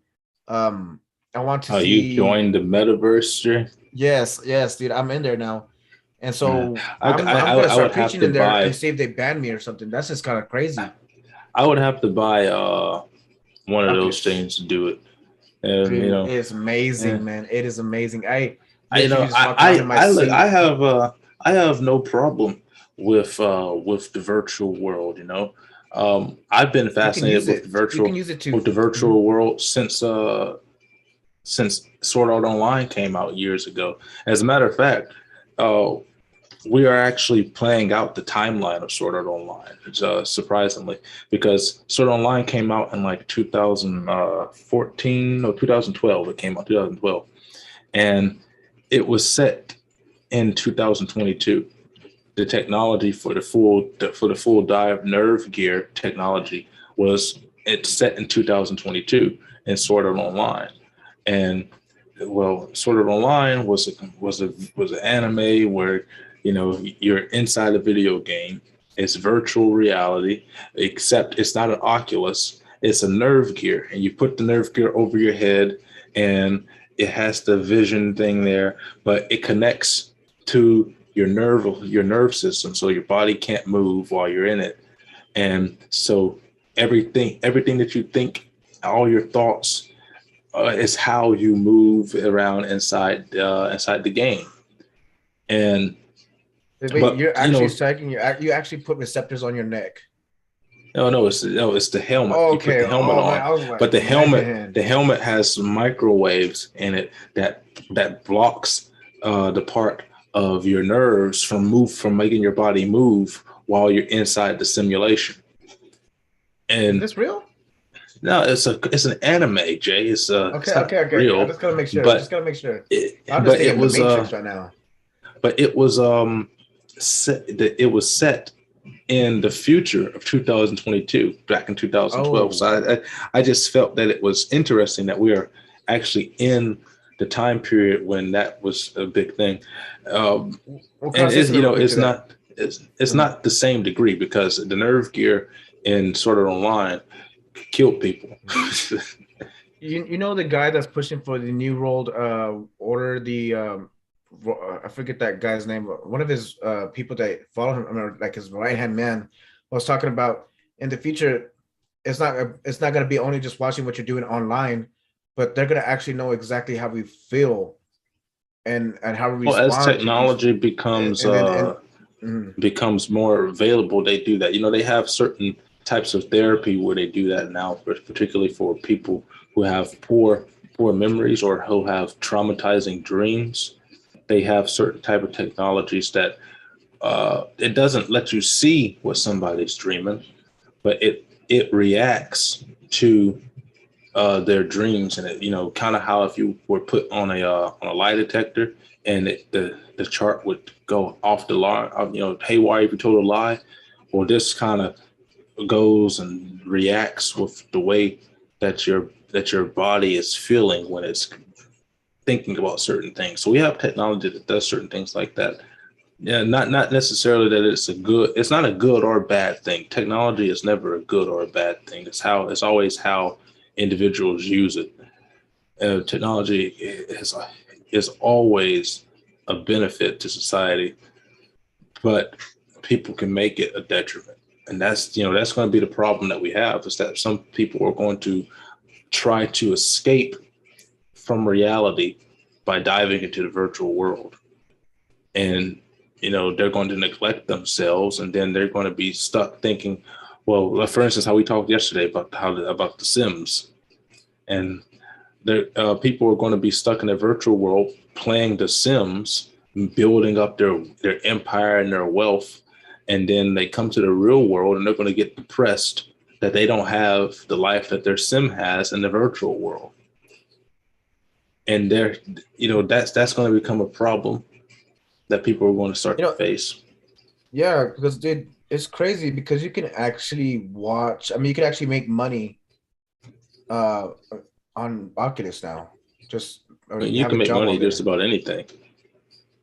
And that's the free market. For, you know, if we had free market economies and the government would stay out of the way, a lot of people will be much better off. But let's go on. Let's continue reading, because we're only on page 12 and we got to get to page 27. So this part is titled "As If a Lie Were True." So let's read this. Let's see. For centuries, people believed that the world was flat. Some still do. Don't believe me? Google it. You'll find that there are flat earthers today. Because they believed the wrong idea, it impacted their lives as if it were true. People would not venture too far out in the ocean, for they feared they might sail off the edge of the world. Why? Once again, a lie was believed as truth and will affect your life as if it were true. So growing up, a lot of us were told that going swimming right after eating was not safe. Our parents made us wait 30 minutes after a meal to get into the pool. The only problem is that it's not dangerous to swim after eating. That was and is a lie. Right now you may be thinking, no, I'm pretty sure that's true, but it isn't. Yet we believed it, so the lie affected our lives as if it were true. Missing some swimming time isn't a big deal, but what if you believe significant lies that have serious implications? What if you buy into the lie that you'll never be good enough, or that you made too many mistakes, or that God doesn't really care about you, or that you will never be able to stop doing what you don't want to do? One more time, because this point is crucial. A lie believed as truth will affect your life as if it were true. There is a specific lie I have believed as long as I can remember. Living as if that were true has been one of the biggest limiting forces in my life. For years, my strongest thoughts have always been about my shortcomings. I have always felt inadequate. No matter what anyone else said, my inner voice always screamed, no matter how hard you try, you will never measure up. Why did I feel that way? Well, frankly, I'm not sure. I have never not felt that way. It seems self-doubt comes naturally to me, but at the same time, I could give you a resume proving why I should feel that way. Essentially, I was living a faithless life. As I type these words about how we control our thought life, my mind is racing.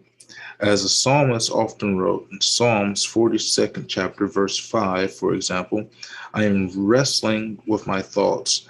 I am battling feelings of overwhelming anxiety because I have said yes to too many things and overcommitted myself again. Yes, my mind is out of control. I wish I could tell you I'm full of faith as I write this first chapter of this book, but my thoughts are full of fear. But when I come back to what I know is true, and what is true is the point of this book, I sat at the swarm of thoughts. No, I swat at the swarm of thoughts flirting, fleeting around my head, and remember that I am not a victim of my own mind. I have power over my thoughts. I am not captive to them. With God's help, I can make them captive to me. While I know those thoughts, at the same time, the reality is that I am struggling. I am a struggling thought warrior who has battled insecurity, negativity, fear, and anxiety most of my life. Midway through college, something dramatic happened to me. Jesus changed my life. By God's grace, he found me and saved me. Soon, I was beginning, no, assume I was being so transformed by my relationship with Christ that while still very new in my faith, I sensed God calling me to be a pastor. Way before pastors could wear cool shoes and have more Instagram followers than church members, as God was building my faith, I felt him telling me I could make a difference in the world through his church. All my childhood insecurities and teenage self-doubts were being eclipsed by glimpses of hope. What do I mean? Well, here's a little backstory for context. When I was growing up, my family couldn't afford name brand clothes, so my mother brought the used Izod socks at garage sales, cut the alligators out, and sewed them onto my generic shirts. I felt fake. In second grade, I discovered I was colorblind. Not only could I not match my fake Izod shirts to my no-name pants, but I could never see the beauty of the world as others could. I felt defective, and the spelling bee with my classmates, I misspelled Mississippi. We had learned a song teaching us how to spell the word, and every time it appears, there's only one of them and two of everything else. How could I possibly misspell Mississippi? I felt stupid. In fifth grade, a girl named Tiffany dumped me for a guy named Brian. Her reason? Brian had a motorcycle. I only had a moped. Yes, 12 years old in a small town, drove motorcycles and mopeds. Tiffany said I was Richie Cunningham and she wanted the Fonz. If you're too young to remember Happy Days, then think of what she said as if I was Screech and she wanted Zach Morris. I felt lame. My father played minor league baseball. He was a professional athlete, and I wasn't sure if I could even play in college. I felt inadequate. These isolated events, along with many others, formed my perception of myself into the reality that I would carry into the newfound faith as a young adult. I felt I wasn't good enough, so I learned to play it safe and avoid risk at all costs. I felt that given my opportunity, I would fail quietly. I quietly came to define success as just not failing. Chances are good you have your own set of lies holding you back. The lies nearly derailed my call to ministry. So let's talk about that real quick, because then we'll get ready to go to this next section. But see, this is more about that title, uh, perception is reality, and this is more about those things when you allow little tiny lies to snowball into inescapable prisons in your own head. How would you feel, Jay, if being at home depressed you, but you didn't know how to enjoy yourself out. You didn't know how to have new hobbies. You didn't know how to experience life. And so in order to prevent yourself from being made to feel a fool in public spaces or feel inadequate or feel like you don't fit in, you have turned your home into your bird cage. And you feel safest there, but it makes you feel the most depressed because no matter how hard you flap your wings, you can never escape the cage. And this is what happens to a lot of us, particularly when you're younger. And, children are cruel. It's a cruel reality, but this is how we build character. But you wind up unable to escape that until you reach a certain age where you no longer care about those things. But oftentimes, people's lives have already been changed by these subtle deceptions of who they are. And when they finally get to that point where they don't care, they're too old for it to make a difference. I mean, that is my life. I mean, that's how it's always been. But the only thing I do is I meditate on certain ideas from the Bible, because I mean that is basically me. All of that It's basically it's all of us. I've had self doubts and often things. I mean, this is basically the story of my life to a degree. It's just like yours, where I felt inadequate, didn't fit in places, and especially when you're a Black person and you're being told that because you don't speak a certain way, well, you aren't Black enough. Because you dress a certain way, well, you aren't Black enough. Well, because you don't like a certain type of music, well, you aren't Black enough. When you hear all of those things from the people that you're closest to, it affects the way you begin to perceive yourself. And if you don't catch yourself early with that, it will affect the way that you live your life for a long period of time. Fortunately for me, I was able to catch that early, not early enough to avoid making significant mistakes, and significant decisions which were poor decisions, but fast enough to where I haven't crossed into my 30s yet.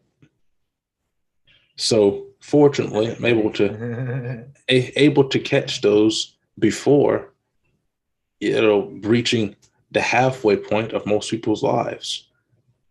I said, just learn to be content where you're at. I mean, learn to be content. Learn that, King Solomon taught us the best thing ever, that, there's nothing new under the sun, but there's also nothing that brings true happiness. Even when you have everything, it's just all vain and it's just disgusting. So that's why I really don't care about, getting better, because, the biggest, best thing I should be doing is building the kingdom of God. And that's really where, well, where what I learned. I can't remember where I seen it, but I think I was looking into one of my Bible studies. I don't remember where. I think it might have been on Facebook. I think it might have been your Facebook page. I don't know where I seen it, but somebody posted, or maybe it was in one of my books, that you are not building the kingdom of God. God is building his kingdom in you. And I said, well, that makes things a whole bunch more different, because now I cannot take on the pressure of building God's kingdom, because I don't have the power to do that.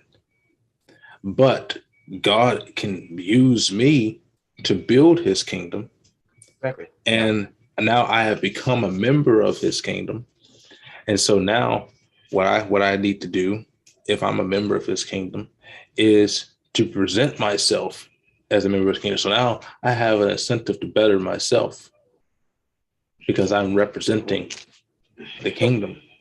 What does it mean to build the kingdom in you? Like, how? So, well, put it this way, Jay. You are a foundation of a house. And in that house, all you have is the foundation and a couple of walls. Nothing on the inside, no interior walls, no plumbing, no electrical wiring, none of that. And so God's going to build his kingdom in you. So every day, as you begin to study and build faith in him, he's blueprinting. And every day he's adding another structure. Okay, we're gonna put up a wall right here. We're gonna build Jay's kitchen right over here. We're gonna put some plumbing in over here, and maybe Jay lives in this back room over there. But that's in essence of what it is to build the kingdom in you.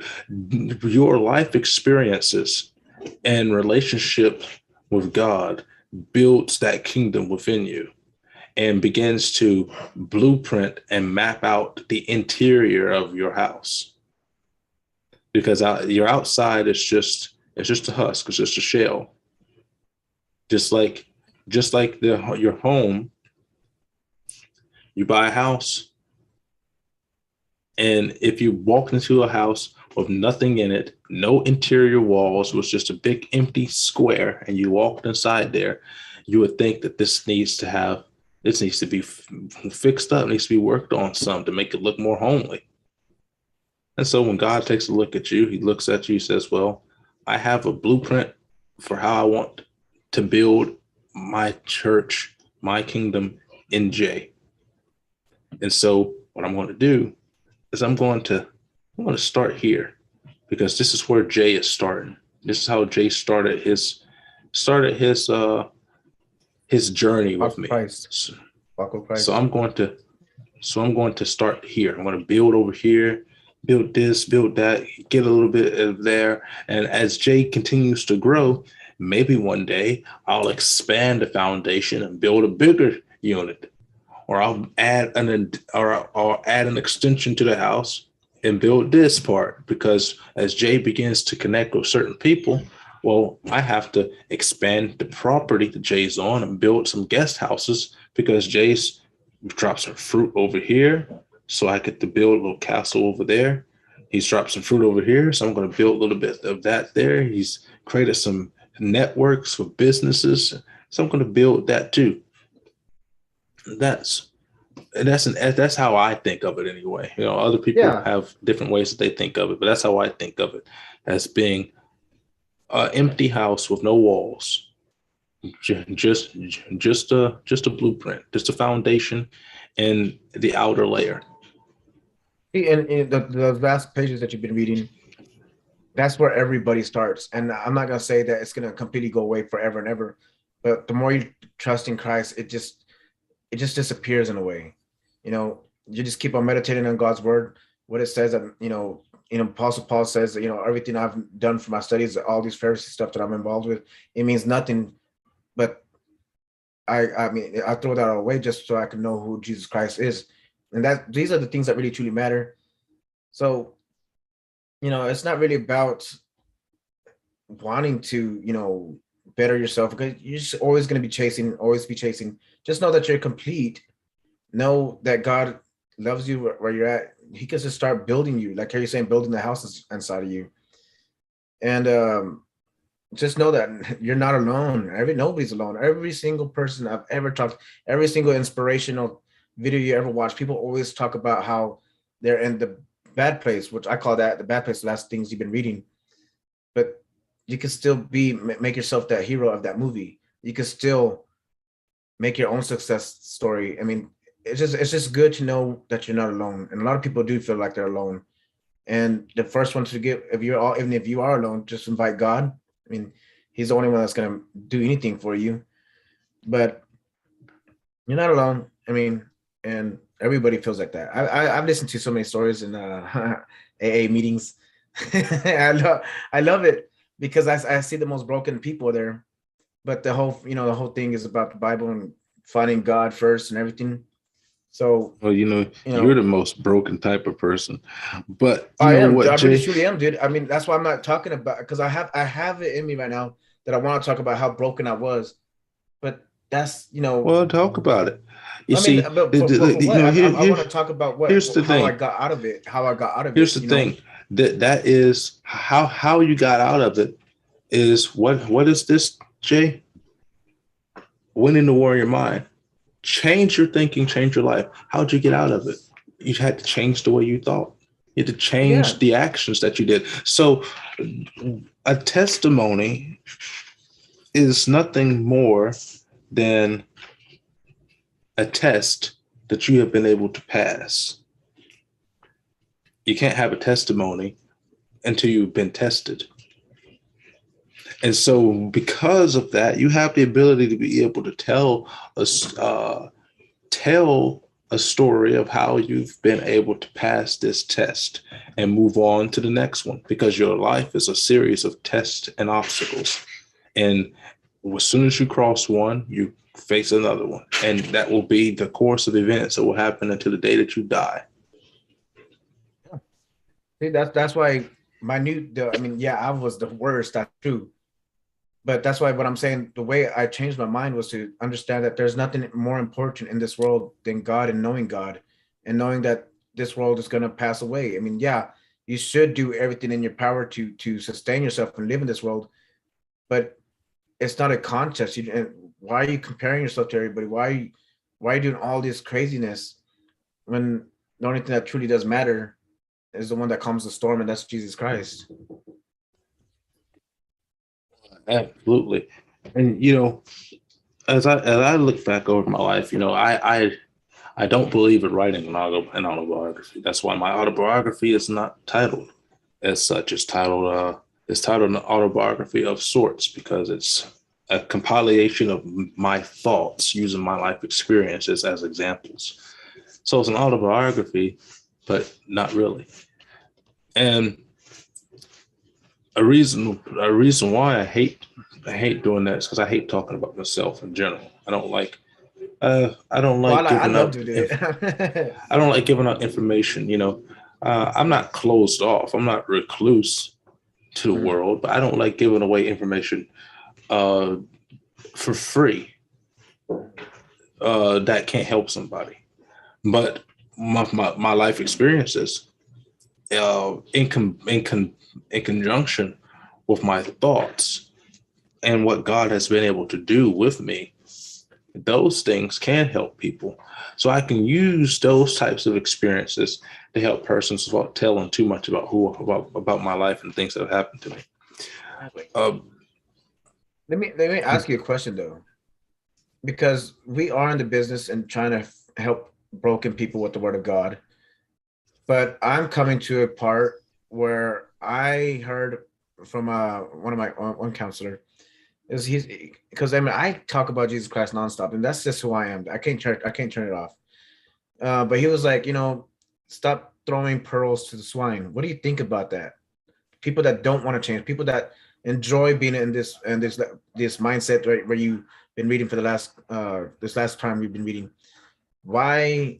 It's the same thing I've told you. The same thing I've told you many times. You can't force change. Change has to occur naturally.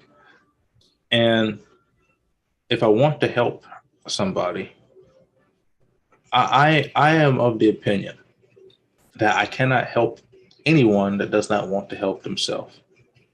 I cannot change anything that does not want to be changed. So I don't try to change those things. I allow them to do as they will. And what I do is I offer other solutions, other ideas, others. I offer other ways to help, but I don't press the issue. I leave it to be. And when they are finally ready to accept my offer, I take them in with open arms. I use my brother as an example. Similar to you, brother become a drug addict. He's in jail right now. He's been in jail for the last 2.5 years, and had a pretty good opportunity to have a good life. In the Marines, can get a chance to travel, learn a trade while you're in the Marines, and make some good money and have a really good life. But you decide to mess that up by doing certain things that you shouldn't be doing, that you were not taught to do. And I love my brother dearly, but my brother sent me a text message. I don't know how he got a phone in jail, but however he got it and wherever he got it from, he sent me a text message like last week asking me for $25. I sent him a message that says, what do you need $25 in jail for? I know the answers, because you want to be able to buy something for somebody in there. You want to be able to buy some type of substance. So, my brother will never be able to get a dime out of me, ever. I've offered my brother my house, my home, many times when I was living in Hattiesburg. My mother, she would call me. It's like, your brother, he's strung out on drugs. He looks horrible. He needs your help. And I said to her, I can't help him with anything. But if he wants to come up here and you want him to come up here and stay, okay, you can come stay. Can't do anything in my house. And he can stay as long as he wants to. I'm not making him pay any bills. I'm not making him do anything. He can stay as long as he wants to. And as long as he stayed and followed my rules, I was fine. And while he was up there staying, he didn't know anybody, so he couldn't get in any type of trouble with drugs while he was staying at my apartment in Hattiesburg. Because, it's just, like I said, it's an 80-mile difference from Hattiesburg to the coast, or a 60-mile difference, 66 miles, depending on what part of the coast you're in.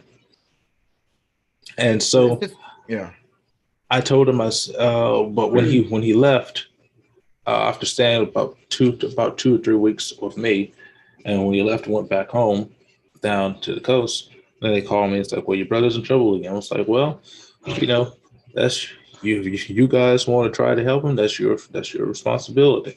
He's a grown man. He can help himself. But the problem that you guys have is that you are excusing behavior. I told them many times, I said, okay, you don't like what he's doing, call the police, have him be arrested, let him rot in jail until he changes his mind. I don't care. It is better that you be faced with harsh consequences than it is for me to enable you to do wrong. So it's like, well, you're harsh. You don't really love your brother. No, I love my brother, but I feel more comfortable with him in jail than I do with him being on the streets, because I don't know whether he's going to live one day to the next.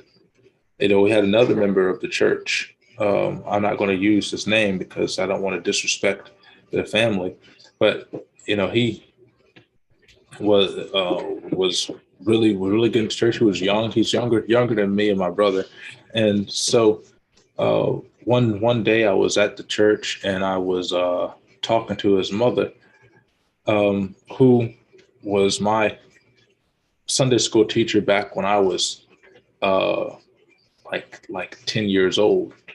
So she was a Sunday school teacher of people who were young,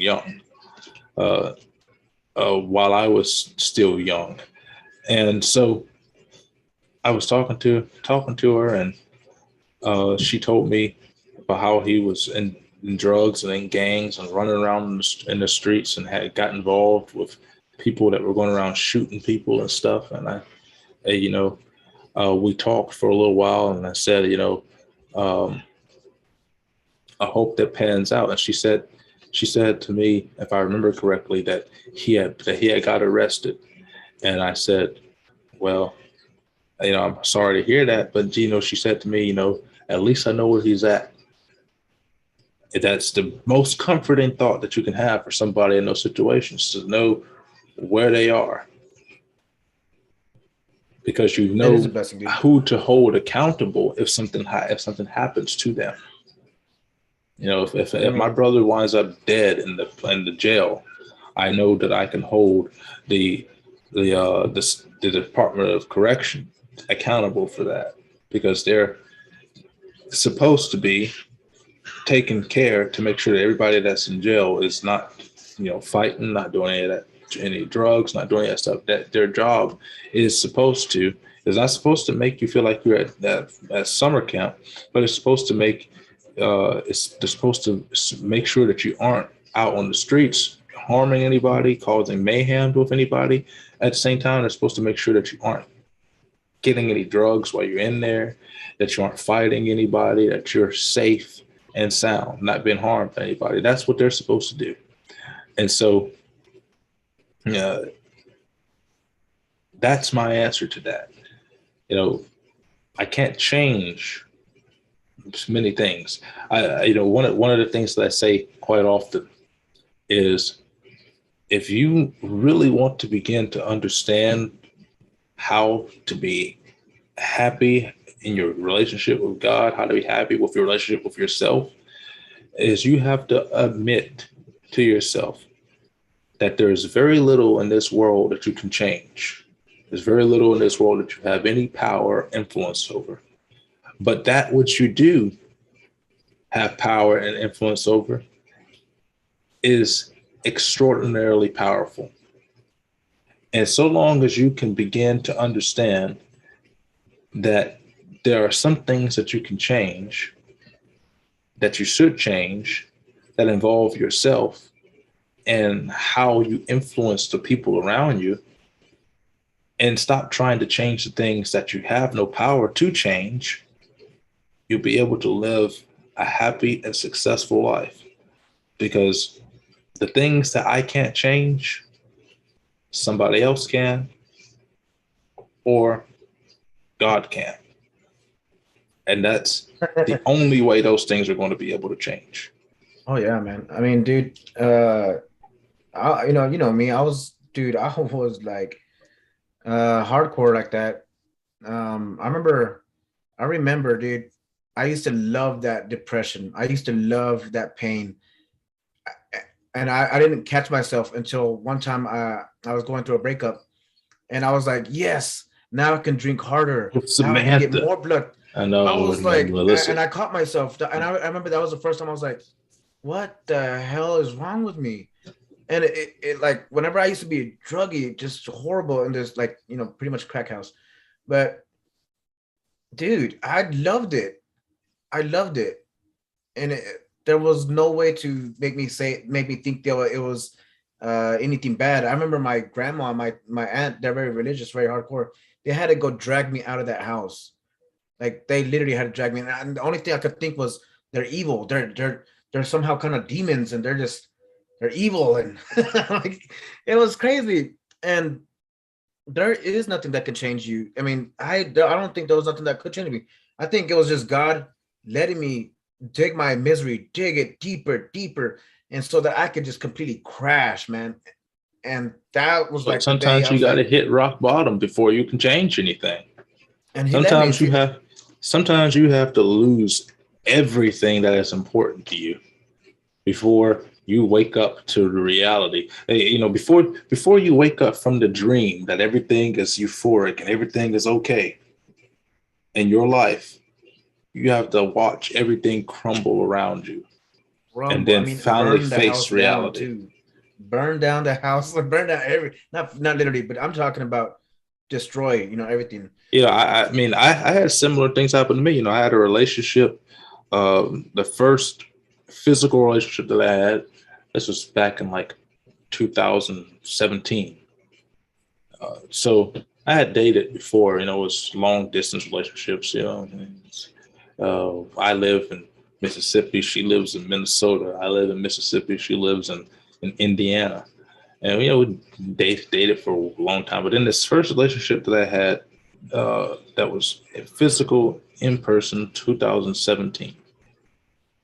And, you know, I'm sitting there and I'm like, you know, I'm experiencing things, you know, I'm allowing myself to be caught in the trap of a relationship making me happy. And I'm like, no, this doesn't make me happy. This relationship makes me feel horrible. I hate this relationship. But I'm getting caught up in the feeling of having to be in a relationship in order to feel like somebody wants me or somebody accepts me. So I'm constantly basing my life and struggling to keep a relationship that means me no good. And just so I continue to feel like I belong somewhere. And eventually one day, you know, my heart rate's up, my eyes twitching and all that crap is going on. And, you know, Your my eye was aunt, twitching. well, you know, I've had No, high, I get the point. high levels of stress ever since I was a child. And so, you know, I have a black dot beneath this. I think it's this eye. I have a black dot beneath one of my eyes. And that dot was not there when I was younger. It's actually there because the blood vessel in this eye died. I don't know when it died, but my aunt noticed it one day and said, "Hey," said, "When did that black dot get there?" I'm like, like what black dot? I never seen it before because I don't, you know, I'm not a woman. I don't sit there and stare in the mirror for 30 minutes like some people, Jay. but uh, but she noticed it. And so she's like, well, that's probably from all the stress you've been having. You know, the blood vessel probably died. I think I think I was in high school, maybe middle school. But um, all that stuff affected me. But then one day, my granny, my aunt, and everybody was out of the house, and so I'm at home by myself, and so I just have a nice big one-on-one with the Lord and myself. And I'm like, this isn't me. This isn't what I subscribe to. This isn't how I like to live my life. I don't like to feel miserable in my own skin. And that's changed my perception of relationships. It changed the way I treat myself in those situations. And I don't let myself be treated like that in relationships. A relationship to me is a business transaction. You have to bring something to the table in order for me to purchase you. If you have nothing to offer, I have nothing to give. And though that's, friendships are the same way to me. Everything and everyone that enters into my bubble has to have something of value to bring into my life. If you don't have anything of value, I don't want you. I'll send you back to where you came from. That's some hell. And you heathen. Just kidding. I'm just kidding. And so in many cases, when I refuse to accept that reality that some people have no value to bring to me and try to force value out of those people into my life, it always ends in failure. It always ends wrongly because I can't change what I have no control over. The only person that can change what value they bring to me is that person. I can't change them. I can give my grievances all day long about the things that I want, the things that I expect, the things that I need, but it won't change. So the best way to deal with it is to get rid of the things that have no value. And if and when perhaps one day that person can offer me value, okay, I'll allow you to interview for that position back in my life. And that's how everything is. It's always a business transaction. It's not always about money, but it's always about value. You remember the video we watched yesterday with Walter Williams of PragerU? The $20 bill is just a certificate of proof, and so it's the same thing here. If you want something from me, you need to do something for me. So if you want my affection, my friendship, my trust, you have to do something for me that I will value more than the time slot that you're going to be taking up in my life, because that's ultimately what you're buying from me is my time. And if you don't have the value that equals to or is greater than the time slot that you're taking up, well, I can't afford to purchase you. I'll talk about relationship in a minute, but because they can basically change the entire way you live your life. I mean, we're talking about mine here. They could change the world you live in, any relationship. So that choose wisely. Yeah. But other than that, I was gonna say to anybody that feels that it's mean of Odin to be okay with his brother going to jail, I could tell you I've been to jail twice. Because I mean, and it saved my life. We need to be in jail once again. No, but for real though, like I went there, but it saved my life, to be honest. I was a bad drunk driver. Like sometimes I didn't even know how I got home. I'd be swerving. I was bad, man. But thank God I got that. I went sent to jail for that. But it opened a lot for me, and it opened up, that there is true consequences, that the consequences are death or life. I mean, death, truly death. I mean, all the roads I was going on, it was going to lead me to death no matter what. So, it did stop me, and it slapped me in the face, and it made me really sit down and really think about what I really want to do with my life. Am I really just going to throw it away Am I really just gonna sit here and die and not do anything with my life to proceed my life to where I don't feel this depression, where I don't feel like I'm a failure, to where I don't do the, so you have to work. You have to work. You have to understand what is happening. If, is it the relationship that you get into that kills you inside? Is it your own actions that is killing you inside? Reflect. Ask God to help you. And if you're not, you don't. And if you don't have God, I don't know how to tell you, but I'm pretty sure if you don't have God, it's gonna be a lot harder than. I just don't see how you can. And it's kind of sad to say that even too, because you know how those people are always like, oh well, you just Christianity is just a crutch, and I hate that, but it's kind of true, and it really is true. Like it is a crutch, but a good crutch, not even a crutch. It's a good support. You know. Well, I like to use the uses of the word support more than I do crutch, because when people think of a crutch, they think of weakness. But when you think of support, you think of foundations. You can stop a building from falling over by adding a couple of structural support beams to the foundation. And nobody will ever think that the foundation is too weak, because those beams are holding up the all the rest of the building. And so structural support is necessary.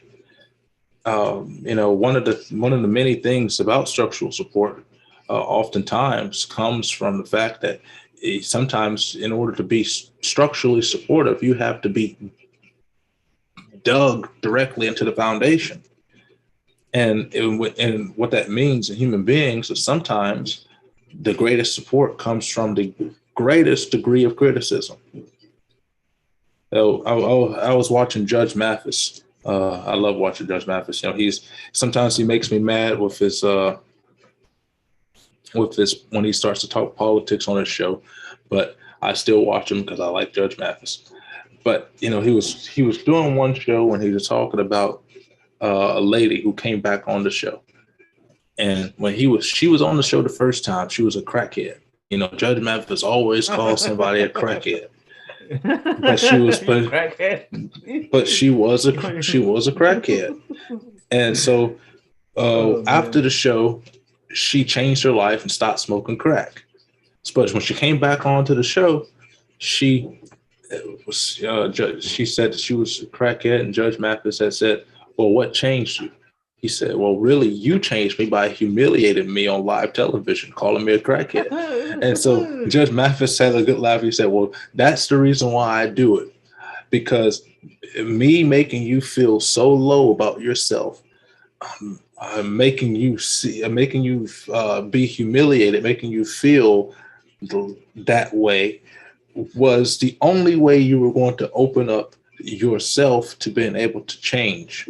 So sometimes the greatest structural support is the harshest and most humiliating criticisms. Criticism is not a bad thing. It's a good thing. You have to be able to understand when somebody is criticizing you and when somebody is insulting you. There's two different things. And a lot of people think that criticism is an insult, but it's never an insult. Criticism may insult the way that you live your life, but it's never an insult to you. Yeah, I mean, criticism really is good. I like it. I'm not gonna say I don't. I'm gonna take it very nicely at first. You don't take any of my criticism nicely. You don't take anything on the chin. Bro, I remember, but you criticized me hardcore a lot, and I would come back at you like a raging ball of fire. I criticize everybody harshly. I would come at you, man. I remember I would dismantle you, man. I mean, oh gosh, but I needed it, man. Actually, it always wound up that you were the one that left a lot more dismantled than I was. But I treat everybody the exact same way. If somebody does something stupid, I tell them, "Hey, you're a dumbass." Yeah, you did, man. It pisses me off though, but cool. It started off with Jay. We'd be in the game. I show up and I toss a car at him and knock him off his little perch because he sat on the side of the little thing and starts screaming in the microphone like a dumb fool. So I grab a car and I toss it at him, make him fall off. And so then he has to get back up there, and he comes in there, oh, F you, Odin, blah, blah, blah, blah, blah. Then I'd be like, shut up, Jay, you dumbass. And, then Jay come in there with his Christian stuff, and I'd be like, what do you know about God? You don't even read the Bible. You don't research anything. And then Jay gets even madder. He's like, oh, Odin, he's like, I'm going to block you. I'm going to do this. And like, oh, you're not going to do anything. You're not even going to remember half of this crap when you wake up in the morning. And he never does remember any of it. It took you a long time for you to actually get me to even do the first episode. I mean, but you were always there. You stuck around. And it's true. It's sad that I would never remember a lot of most of the nights. I don't remember what the heck I was doing, but I was there screaming out, just somebody help me. Cause that's when I was suicidal.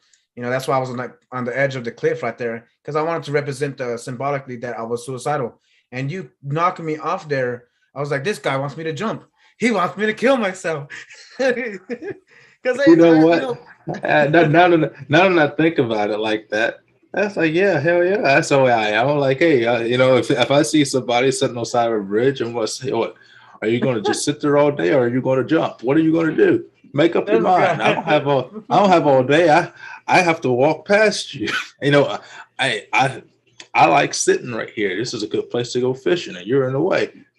So are you going to jump, or are you just going to sit there? Dude, I swear, I hate that, man. Because I really hate that. Because that was I preached about suicide for so long. I think it was like 2-3 years before. I mean, it was 2 years, I think, before I actually started, really, growing in Christ. But man, and when people would tell me, well, then kill yourself, I would be like, you don't even care about me. people that don't know you, people that don't know you don't carry you. And see, that's the biggest thing about with that is that people think that suicide will change the way people think about you. But people never thought about you to begin with. Dude, what's going to change? Crazy that you say that. That is so crazy that you say that, because whenever I would think about suicide back in the day, all I would do is like, oh, they're gonna miss me. Oh, at least they'll be like, I would think to myself, oh, I want to see how it looks like in that funeral. Out of self-pity, pity me. It's disgusting, that mindset. That's I tell people that tell me about they're going to commit suicide, and I told them and people might think I'm harsh. Maybe I think I'm harsh for that. I tell them, I say, I don't miss you now. I'm not going to miss you then. It's so evil, man. And so, and then the people were like, wow, like, see, like, yeah, like what? Why should I change the way I think of you just because you decided to kill yourself? If anything, I want to think that you're a weakling.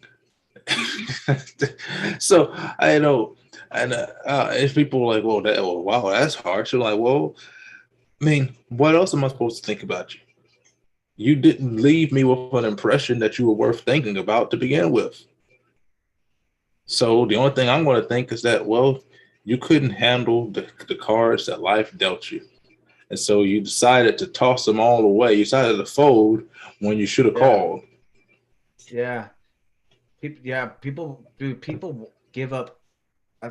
They just don't see no hope. They give up. Literally, they give up. They crash. I've crashed a lot of times, but it's not there no more. Yeah, I mean, that's why I've been suicidal before. I remember when I was younger. I would go as many nights.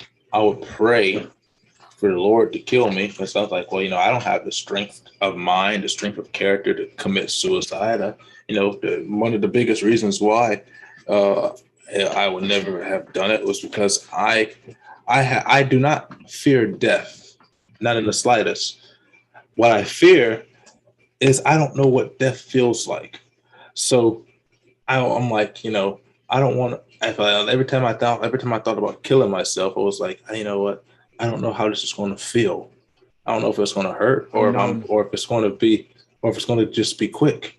So I would never go through it because I could never figure out what it's going to feel like. Until that mentality is probably the reason why I'm alive and why I speak the way that I do about these particular topics. But when it comes down to it, getting confirmation from other people for your existence uh, never amounts to anything. Never amounts to anything because other people's opinions of you don't matter. The only opinion that matters is professional opinions because that's how you make Well, your money. I mean, but you gotta understand, a lot of people that I've talked to with this kind of stuff, they say they want approval from their fathers, and you know, Well, the thing is, a parent's approval is already given to you. Even if you have a shitty relationship with your parents, the fact that you exist and that they feed you and that you have made it all the way to adulthood is all the confirmation that you needed because there is nothing that says that they have to take care of you in any way at all. yeah. But you know, and to the people that do feel like that, I usually tell them like, hey, but you know what? There is a heavenly Father, and He can replace the one that's, you know, not replace, but for now, the heavenly Father can be there for you. And so I always Oh bring up yeah. God again. This is Oh the yeah. only solution. He was the thing that used to keep me sane. I used to work at the Dollar General when I was in college. One of the assistant managers used to say that when I wouldn't go to church on the Sunday and I would come into work on a Sunday, and then he would say, "Well, uh, uh, when he says, well, when he says that he would say to me, church is the thing that keeps the blackness out of you." Because Golly. we used to joke all the time. He was a white guy. I used to call him a skinhead. He used to call me all types of racial slurs and stuff. And I used to call him all types of racial slurs, and we'd have fun going back and forth with it. And so I said, well, church is the one thing that did keep me sane. It's the one thing that that gives me peace, a peace of mind. But a lot of times I would not know where to begin. That's why I always tell the story of how I was losing my mind, losing my confidence, losing my faith in myself. And I wasn't able to pray because I didn't know what to pray for. And I remember, and I always tell people this, and I was in San Antonio, Texas. I was walking from the Dollar General, which is where I was working at in San Antonio, the second Dollar General that I worked at. And I was walking home, and I'm sitting there depressed as hell because I'm like, I don't know what to do. My family is 600 miles away. I can't get in contact with anybody when I need them, and I'm stuck over here and I feel unhappy. And I stopped on the side of the road and I called my pastor because it was the only thing I could think of.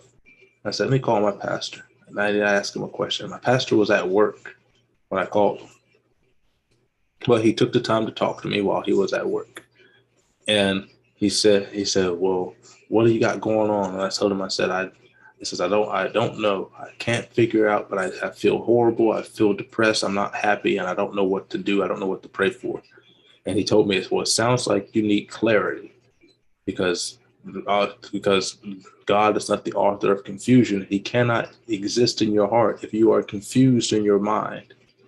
And so I stopped on the side of the road. My pastor prayed a prayer of clarity for me over the phone from 600 miles away. And I stopped in the middle of the sidewalk as I was walking home and bowed my head for prayer. And I thanked my pastor. And after that, I felt so much better. I was at ease. I was at peace. I was at ease because that was able to bring it over me. So church offers me a degree of sanity because it offers me the mentorship when I don't have an answer for something. And more now than anything, when my granny died, because she was an encyclopedia of spiritual knowledge for me. And so when she passed away, I lost all of that. I have all of the notes and stuff that I would keep in my Bible from the scriptures that she's given me over the years. And I wish I had her Bible because she had her Bible just marked and written all over the place with all types of stuff. But I kept as much as I could remember of all of the things that she gave me, and I used those tricks and traits. But because she's no longer with me, I have to turn to the Lord far more often for the answers to the problems that face me. And that's, it's hard to say that sometimes the Lord will take a I won't say a crutch, but will take away from you something that you depend upon in order to get you to start to depend upon him more. And so in the case of my granny, that was one of the things that was done. I was like, well, I miss her, but she's better off where she is. And I watch these paranormal things on Travel Channel, and I do my reading and stuff. I'm like, I could do a seance or some hoodoo, try to bring her spirit back down here and speak to her. But but I say to myself, why would I want to disturb the peace that she's in to bring her back down to this hellhole? Just so I can feel content and comfortable for a fleeting second before she is gone. And then I don't know whether or not she will be able to go back to heaven, or she'll just be stuck down here in a prison of purgatory on earth, waiting for God to come back in the rapture. And so I'm gonna leave her where she's at, and I'm gonna remember what she's taught me, and I'm going to accept the help that the Lord is telling me that he wants me to receive. And when you are able to rationalize that and understand that, it makes dealing with loss so much easier. Yes. I'm not a very emotional person. Mm-hmm. Because I control my emotions very, very, very much, and I keep my emotions concealed. I don't believe in wearing my emotions on my shoulder like some people do, like the person that I'm looking at right now. But I do have emotions. My granny died. I cried for probably for the first time in geez, it's how long it's been. When she died, I probably cried for the first time in over a decade at that point. And every now and again, when I catch myself in a slum, I might shed a tear here or there.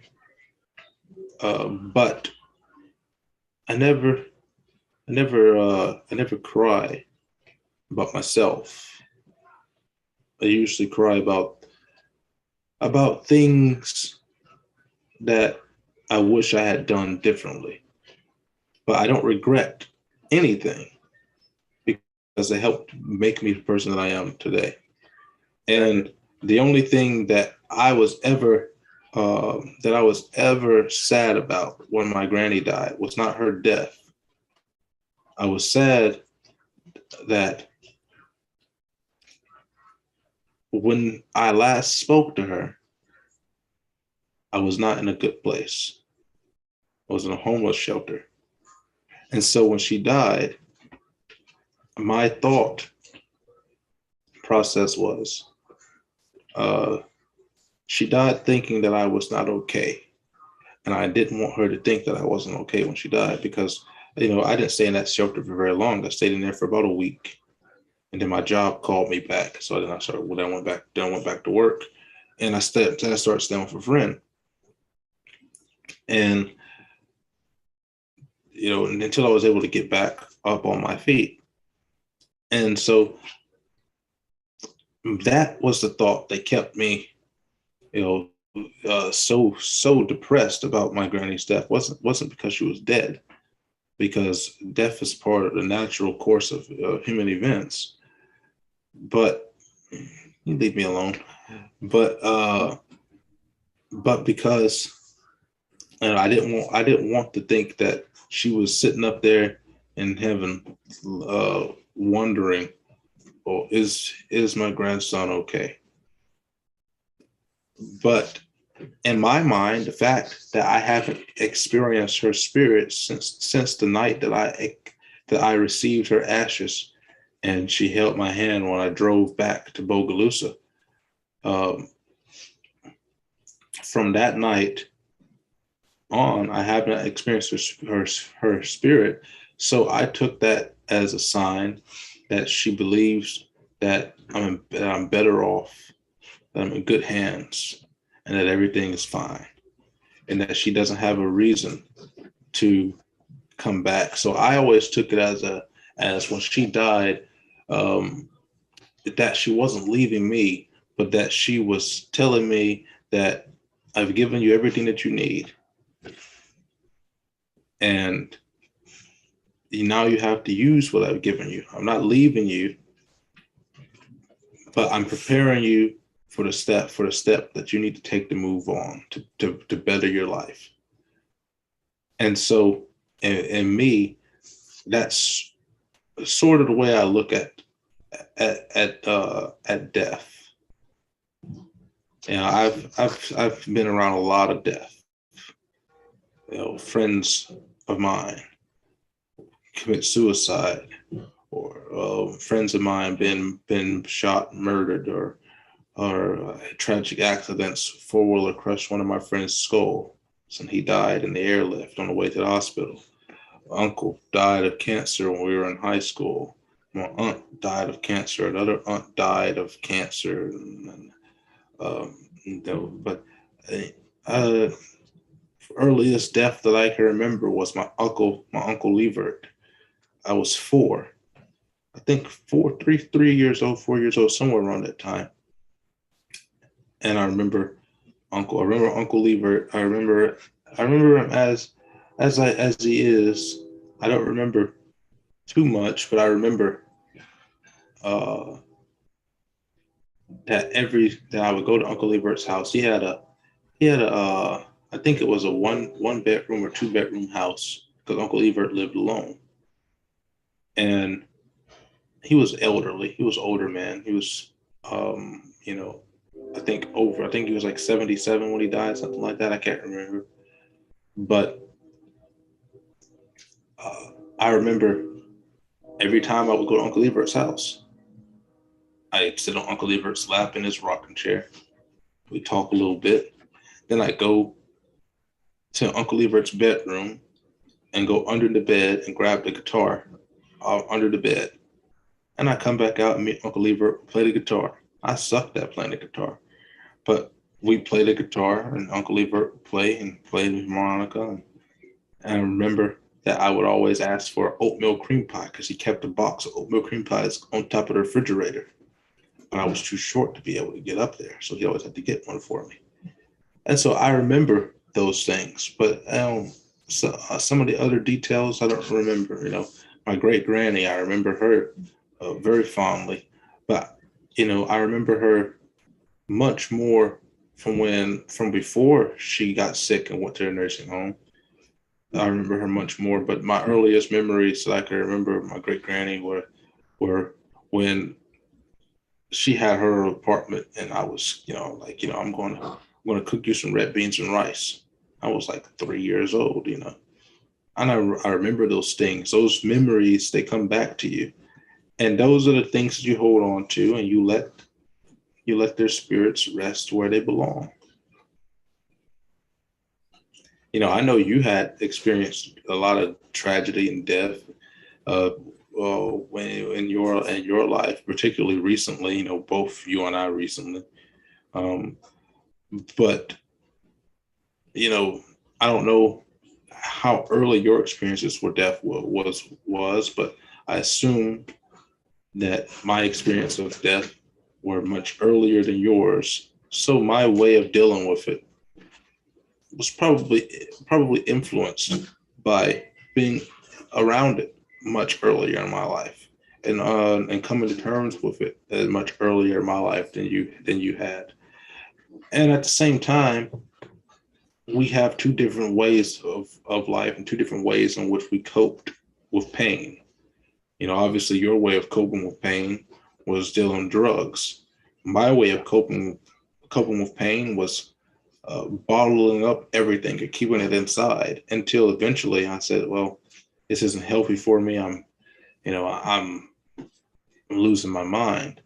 So I became a writer as a result, and I started writing things, never things about what's on my mind. Depression wise, I think I probably wrote maybe 4 letters about things that were depressing me at that time. And out of the hundreds of writings that I have, only about 4 of them were about the things that were depressing me at the time that I wrote it. But most of the time, I took that negative energy and I started writing anything and everything. And that's how I got into writing. Was my coping mechanism was writing. Probably a healthier coping mechanism than most, but it was better than the alternative of bottling it all up and then having a mental breakdown one day. Because my granny, she used to fear that I would have a mental breakdown one day. And so that's how my passion for writing began. And a lot of that starts from just like what we're reading here, from all of those degrees of little deceptions of self-doubt and that I'm not good enough, and that, when you hear certain phrases over and over and over again and you begin to believe that it's true, it affects the way that you feel. And so now my harshness when it comes to truth and facts is a result of not allowing backpedalers and naysayers to influence what is true and what is fiction. It's okay to have an opinion about something, but an opinion, as Matt Super would say, an opinion's like an asshole. Everybody's got one. And yeah, it's true. But and I appreciate a person's opinions, but what I care about more than a person's opinions is I want to know how you came to that reality. And if you can't tell me how you came to that reality, this is what I've said when it comes to your convictions in Christ. I've said this to you a couple of times. Pretty sure you remember when I say it. If your convictions are not challenged, and if they don't hold up in the face of challenge, in the face of criticism or scrutiny, then what you believe might not be true. And it's up to you to go research and learn why your conviction wasn't holding up so good. But if your conviction did hold up true, and everything that I said to you or everything somebody said to you, then you know that that's a conviction that you need to hold on to.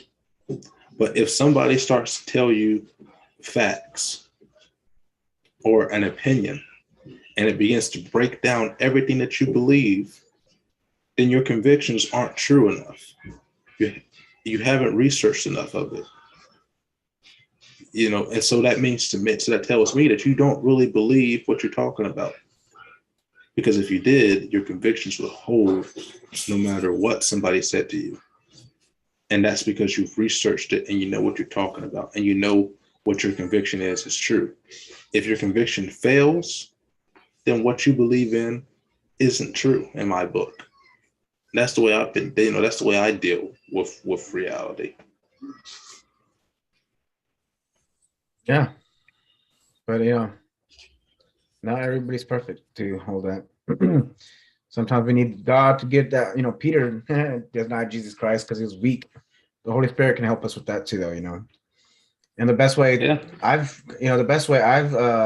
learned to not to deal with the death of my parents is with listening to King the beautiful Bible, the beautiful the beautiful Bible, man. First, to be absent from the body is to be present with the Lord. I love that because they're not in the ground just doing nothing. They're with Jesus Christ, and I love that. I love that my family members are in Christ, so I don't have to worry about them going to hell, because that'd be pretty sad. And then First Thessalonians 4:13 through 18 is beautiful. It's the comfort we have in Jesus Christ returning, calling us and to His presence to meet Him in the sky. And those are the best ways I've come to deal with all that, is knowing that we're not really dying. We're just going to be with God, and we're leaving this vessel, and we are going to live forever. And those are the only things that will and do help, because the drugs, I mean, you're just forgetting about it, but one day you're gonna hit the ground and it's still gonna be there. So, I mean, and I've done that for a long time, and I did like to just mourn about it too, though. I have to do this mourning. You're not a weak. I mean, I'm not saying people should think they're weak, because for like there was years when I there was years where I just like There's a put my music time. There's a on. time to. There's a time to mourn. One of the things that changed the way I think of mourning was when I was in high school. I took an elective course. I took drug education and safety in high Cool. school, and so we were, and as a part of that, Miss Wolf, the teacher, she played an interview from Oprah with Jacques, right? And she was a woman that was a victim of a drunk driving accident. A guy was drunk driving, and he crashed into her, and her car blew up, and she was caught on fire. And she lived, but her face was horribly disfigured. Her entire body was horribly disfigured. Her ears had melted off. Her I know who nose you're had talking melted about. off. Her lips had melted off. And so one of the things that she said in the Oprah Winfrey interview was she only allows herself an hour a day to mourn for her dismemberment. She would look in the mirror and give herself an hour to cry. And that's all she would allow herself. And I thought to myself then, I'm like, well, geez, her life is so much worse off than mine, but she has such a positive attitude about it. And so that's what I said to myself. It's like, what do I really have to be mournful about? And when I realized that I don't have really anything to be mournful about, then I stopped mourning. I mourn for my granny, but that time for mourning gets past. Every now and again I do get to the point where I want to mourn over it, but then I just think about the good times and stuff like that, and then I just start writing. So mourning to me was influenced by that interview from on Oprah. That's actually a really good one. I like that. You know what? I'm gonna mourn every single day, but only 1 hour. Just get it over with. That's pretty cool. I like that. That's because that dude. If I was like that and that happened to me, hey, I would be like, "Don't look at me." I mean, that's fucked up to say. I know. She wound up getting married too. What? Okay, that is a happy ending, man. Come on. And then as prosthetic surgery and stuff became more advanced, they were able to, give her another nose and give her some more ears, because, the fire, she was stuck. Her seatbelt buckle was messed up. She couldn't get out. So most of her skin melted off. Her ears melted off. Her lips melted off. Her eyelids melted off. Her nose had melted off. So, they were able to replace a lot of that with the prosthetics, that stuff. And then when you look at some of, I hate the commercials that come on TV, with the tunnels, towers, and Fox. You see the military persons with no legs or burnt face and no fingers and stuff, and they're doing that. And I'm like, I understand it, but I hate those types of commercials because I don't, I don't want to see those things. But at a lot of times I say, well, these people, they are showing themselves to be happy, even in situations where they don't have any legs anymore. They don't have any fingers anymore. And I often say to myself, what would I do with my life if one day I woke up and I was blind and I could not see to write, or one day I was unable to use my left hand and I couldn't write because I can't write with my right hand. I said to myself, what would I wind up doing with myself if I woke up and I could not see, and I could not write? And sometimes the thought terrifies me because that is my coping mechanism, is to write. And if I woke up and I couldn't write, I don't know what I do. But there is such thing as Braille. I could start writing in Braille, I suppose. But if I couldn't see, I could start writing in Braille, and bumping things around with my fingers and stuff. But those are things that we often take for granted. Let's continue reading on here. We've got just a couple more pages until we're just about done with the first chapter. And that this says, for now it's a no. Only weeks after putting my faith in Jesus, I tried to teach my first Bible study to a group of young guys in a little church in Ada, Oklahoma. After the leader of the youth group said, well, I guess teaching the Bible is not your gift, is it? 3 years later, I finally got up the nerve to try teaching the Bible again. I had been asked to preach my first sermon. After the service, as I stood at the door saying goodbye to church members, an older gentleman looked at me with a raised eyebrow and remarked, nice try. Nice try? The next lady in line asked me if I had any other skills besides being a preacher, and then made a weak attempt to encourage me to keep my options open. Seriously, that really happened. I had to fight off the temptation to run and hide in the church baptistry. And yes, full immersion. Despite yet another setback, still believing God's call, I continued my journey towards full-time vocational ministry by going to seminary, following college, and marriage.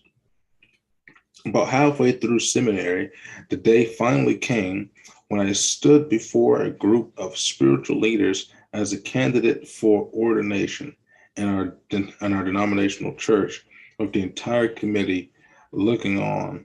The spokesperson explained to me, we've chosen not to ordain you. You don't have the gift mix we see in most pastors. In fact, we are not sure you are called to be a pastor, but feel free to try again next year. But for now, it's a no.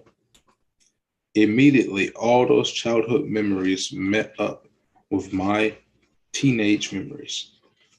They all joined forces with the rejections from the church, forming an avalanche of negative thoughts that crashed over me, engulfing me. The voices roared loudly, you aren't enough. You will never be enough. You will never measure up. And the final verdict was delivered, you don't have what it takes. Driving home in my red Geo Prism, I felt dejected, embarrassed, confused, and angry, devastated. How can I explain to my wife that I didn't make the cut? How can I face my pastor, my friends, my classmates, the church where I served? The tears flowed as every possible negative thought played on repeat. But then a strange thing happened. Suddenly, a voice interrupted the others. God spoke. He spoke to me. While not audible, the words somehow seemed louder than any physical voice I had ever heard. In that moment, my Heavenly Father said, "You are not who others say you are. You are who I say you are. And I say you are called to ministry." While it was, of course, one of the most powerful moments of my life, a massive turning point, I wasn't suddenly healed of my negative thinking or delivered from believing every lie I told myself while growing up. The patterns were still there. The consequences were still ingrained, but I began to realize God had a very different way for me to think, and a much healthier way for me to think, of myself. I realized he was offering me a choice of whether to continue to believe my lies or accept his truth about me. That's the beauty of allowing God to master our minds. He gives us a new path, a new way to think, but we have to get on board, agree, and cooperate with him. I'm going to read this next part real quickly too. It says lie detection. How about you? What negative messages did you take away from your childhood? What unhealthy and destructive conclusions have you come up with? Have you come to believe about yourself and your place in the world? Satan's strategy is to win the battle in your mind. Satan's strategy to win the battle in your mind is getting you to believe lies. If you believe a lie, it will hold you back from doing what God's calling you to do. That lie will keep you living in shame from the past when God wants to set you free for a better future. The lie will keep you from living with joy and freedom and confine you to less than existence.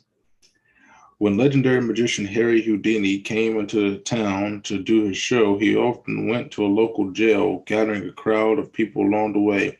To get buzz going about his upcoming performance, he asked the jailer to lock him in a cell. Time after time, jail after jail, town after town, Houdini escaped within minutes. But one jailer had heard Houdini was coming, and jailer was ready. When Houdini closed the cell, the jailer put the key in the lock and secretly turned it in the wrong direction. He removed the key, and everyone watched Houdini struggle to escape, but unknowingly locking himself in repeatedly. Finally, in frustration, Houdini admitted he could not escape. The jailer then revealed the deception, and Houdini had believed the lie, and the lie had held him captive. Living your life by a lie is a lot like believing the door is locked when it isn't. On the other side is freedom, but you first have to commit to some personal lie detection to experience the abundant life Jesus has. Jesus came and died to give you.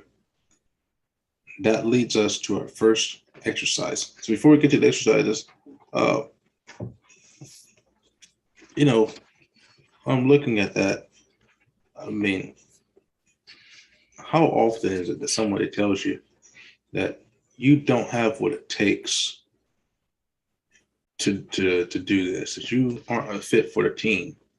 I got told that when I wanted to play baseball in high school.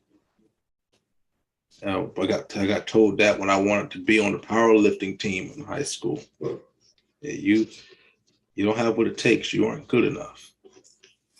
And it's like, well, how would you know if you never gave me the opportunity, if you never give me a chance? And most of the times I didn't get a chance, I would move on to something else. I went on from wanting to be part of wanting to play baseball, and went ahead and just joined the art club, which I gained. I've always had a love of art. I paint all the time. And so I went on, joined the art club, and I would get in trouble for talking in class or something, sometimes not paying attention, things like that. And so I would get sent out into the hallway because I'm not paying attention to the art things. And I remember that what was her name? Miss Rose, I think. Miss Rose.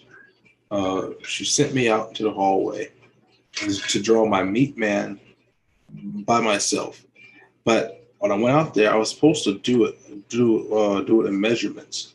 You know, I'm supposed to have the ruler, have everything in the measurements and be proportional. But I didn't take a ruler with me, so I had to draw my meat man without a ruler. And I did. I did one. I drew it, and I drew it perfectly.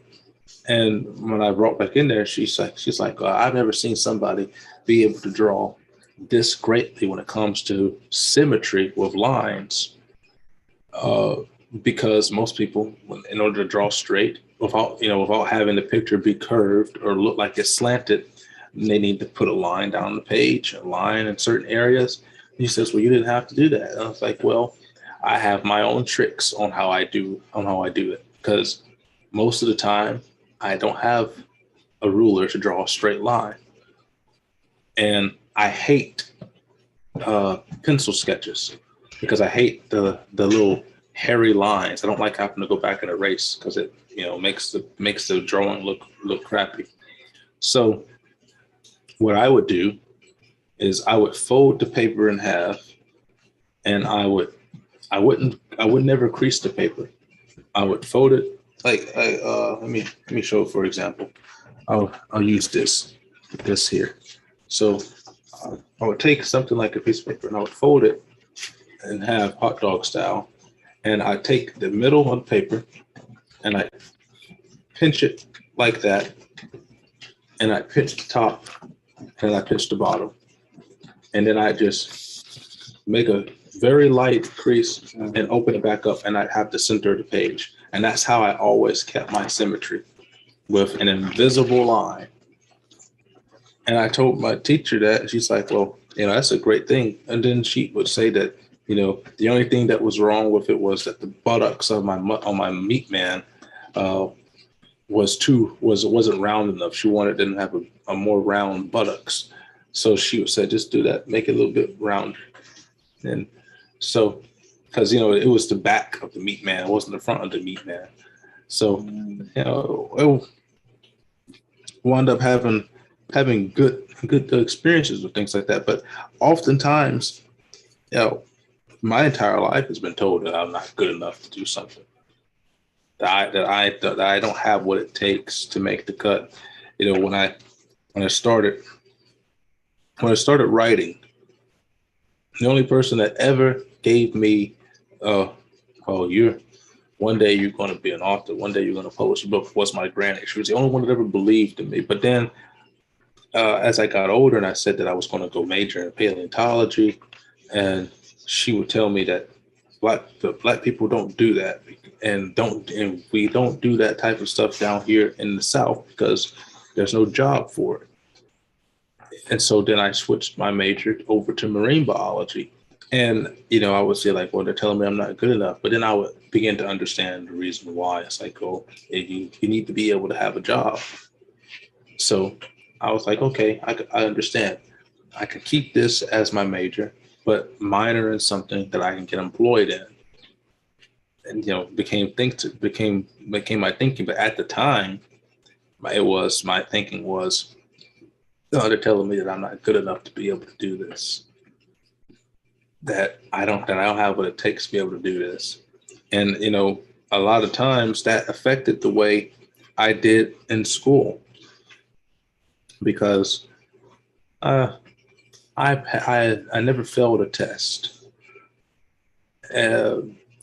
Ever. I think I might have failed one test in my life. And that was in college, in English Composition 2. And the reason why I failed the test was because I didn't pay attention to how Dr. Winters said that the test was supposed to be, because she didn't have instructions on the top of the page about the test. So when she gave me, when we got the test, I see ABC and some words next to it. I'm thinking that this is multiple choice, but it was actually, you're supposed to take that little phrase that's next to A, B, and C and write out the rest of what it paraphrased, the rest of what it was that came out of the book that we were reading. And so I missed I missed every single question on that test that I thought was multiple choice because I was doing the test wrong. That's part of paying attention and getting the instructions right. But other than that, I never failed a single test. But I failed geometry twice. I failed algebra twice. I failed English twice in high school. And despite loving science courses, I failed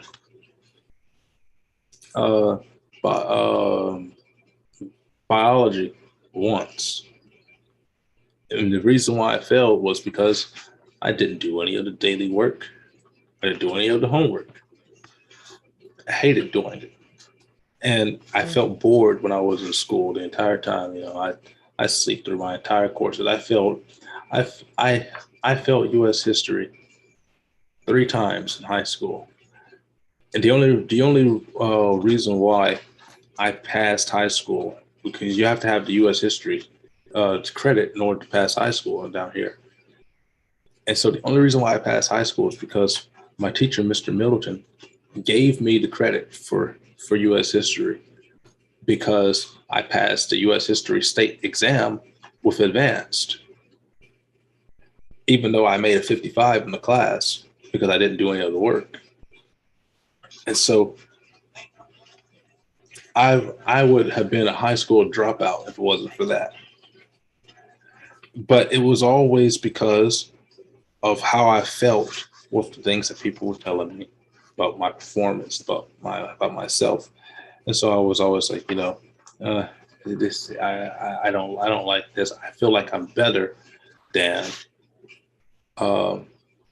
English 1. I think I should be in advanced English. I think I'm better than being in these basic courses with people who are dumber than me. Also, my thought was because people kept on telling me that I wasn't good enough to do this and that. So I just said, well, all I'm going to do is do the test. I remember I told one of the English teachers, I told her, I said, on the first day of class, I said, I told her I'll do any of your tests, but I don't want to do any daily work. And she laughed at me. And then I would spend all my day writing my series of novels that I've been working on for years. And one day she took it from me and wouldn't let me write until I think it was the end of the semester when she finally gave it back. But I used to write my stories up in that all the time. And so my entire mindset affected the way my performance was in schools because of believing in these doubts.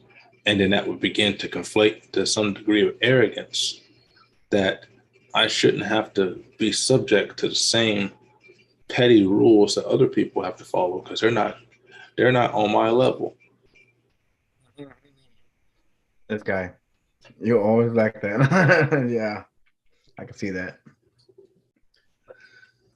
Well, but that came from people telling me that I wasn't good enough. So I said, well, it's not that I'm not good enough. It's that none of you people measure up to me. And so I would just stop doing things altogether. And I'm not going to do any of this schoolwork. It's not challenging enough. And I wind up failing because I didn't do any of the work. That sounds crazy. Not really, though. I guess me and you are opposite because everybody's like, you can do it. I've always been told that. I don't. And when people tell me anything, I mean, I'm sorry. I'm just a cocky person. I was a cocky person, and people always push me up. So I couldn't say I've ever been like that or ever had to deal with that. The only thing I can say is the only time I've ever, I can relate to what this guy is saying that, he people telling him he can't be a preacher because he's not good enough. That's actually the first time I've actually heard people say people say I can't do something, and You're it's always drunk. You because can't be a preacher. exactly that's exactly what they say. They say I'm a drunk. They say just basically how my past is. And I mean anything else that I've ever done, sports, education. It's always been like, yeah, you could do it. I mean, I know I can, but I don't. It doesn't interest me too much, and it's sad. I can't put myself to fight for myself, which that's just changing hardcore actually. So I can't. I mean, it's gonna be changing. I'm changing right now. I'm going through a big change to learn how to fight for myself and not have to depend like having to fight for a family or having to fight for something. So I'm happy about that. But them telling me I can't be a preacher because of my past and how bad I am. All that does is give me a better testimony because that's one of my biggest testimonies is Yeah, God you know, loved me like this. God uses the most unique people to spread His message. My pastor had a history of delinquency and delinquent behavior, and turns out to be one of the wisest people that I know. Influenced the way that I live my life to this day. Um, Things that I've learned, things that I've been able to see. I've never seen somebody with more compassion and more patience and wisdom than what my pastor has shown.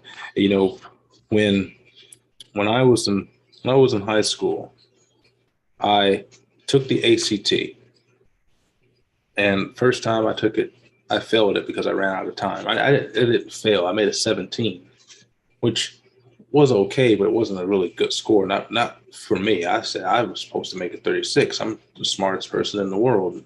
I'm supposed to have a perfect score, and so it wasn't good enough for me. And the reason why I failed, in my opinion, was because it took me so long to come up with a thesis and the writing part of the exam. Because the way my brain works was like they gave me a topic, and I don't know anything about this topic, so I had to sit there and think of a thesis and then make the parallel structure and all that stuff. And then I ran out of time on the writing portion of the exam. And so I said, well, I'll practice next time. And so then the next time I took it, I only took the ACT twice. The next time I took it, I think I made like a 26 or something like that. And was able to get a partial scholarship to any college that I went to. And one of the things that I would learn from that is I have to be willing to allow myself to face certain things. But to continue the story, because of that, I said I want my ACT scores to be sent. I didn't pick any colleges in Mississippi. I said I want my ACT scores to be sent to Harvard. I want it to be sent to Brown, and I want them to be sent. I didn't say Yale because I didn't like Yale. I don't know why I didn't like Yale, but I didn't like Yale. I think I said Harvard, Brown, and something else. And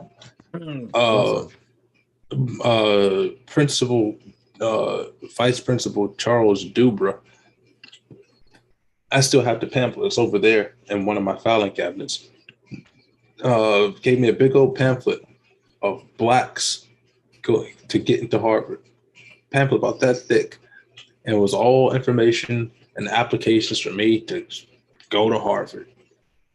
Never did get a response from Harvard, but I did get a full scholarship to go to Brown. But I never could go. And today I'm glad that I didn't go, because I think I would have been an indoctrinated liberal if I did. But today I'm glad that I did go to Brown. But at the time I didn't go because none of my family would send me to Brown. I received letters to go to Brown.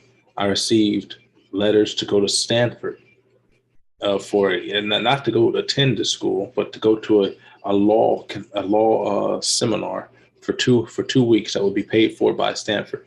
All I had to do was get to California. But nobody would take me. Nobody would send me there. And I went to the church and asked the church. Nobody at the church would send me there. And so I never went. Never went to Brown, even though I had a scholarship to go. Never went to Stanford, even though they requested me. I'm like, I don't know why you guys requested me. I didn't even put anything. I didn't even know who you guys were, but you guys requested me to go. And so I'm like, well, I'll never go. And I never did. But when I got to college and I had lost a lot of money from my college refund because like I said, I think I had failed a course because I wasn't paying attention in it, right? And I had to pay for that course.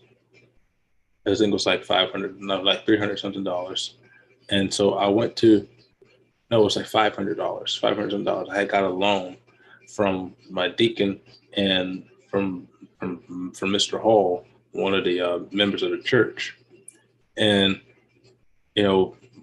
Reverend Farmer, Donnie Farmer, he told me to go to the church and ask the church, they'll be able to help get you the money so that you can pay for that course so you can continue to go to college. And so I went there. And so my pastor, instead of saying that they were going to go to the church treasury and get the money to pay for it, he said, well, you should get a job and pay for it yourself. So, at the time I was like, well, he said, this was somebody else, they would have went there and got the money and paid for it. They'd have helped out. So my mind was all over the place. Like, well, they just don't like me. They think lower of me than they did before when I used to do all of the stuff for the church. And I'm like, but as I, obviously have grown older, I appreciate the tough love that my pastor gave me by telling me to go get a job while I was in college at the same time, because it made me take responsibility for my own choices. So rather than flunking out of courses, I had to pass all of them so that I wouldn't have to worry about paying for them. And I would stay on campus so that I wouldn't get a college refund, so that my family couldn't take advantage of me and take the money. So all of that came down to, well, I needed to get a job so I could get on campus, and I needed to be on campus so that I didn't have to give all this money to my folks, because they would charge me a ridiculous amount of money to take me 5 minutes down the road to go to work and take me 13 minutes up the road to go to college. And I was like, I can't afford that, but I appreciate that as the lesson of you appreciate more when you have to do more for it.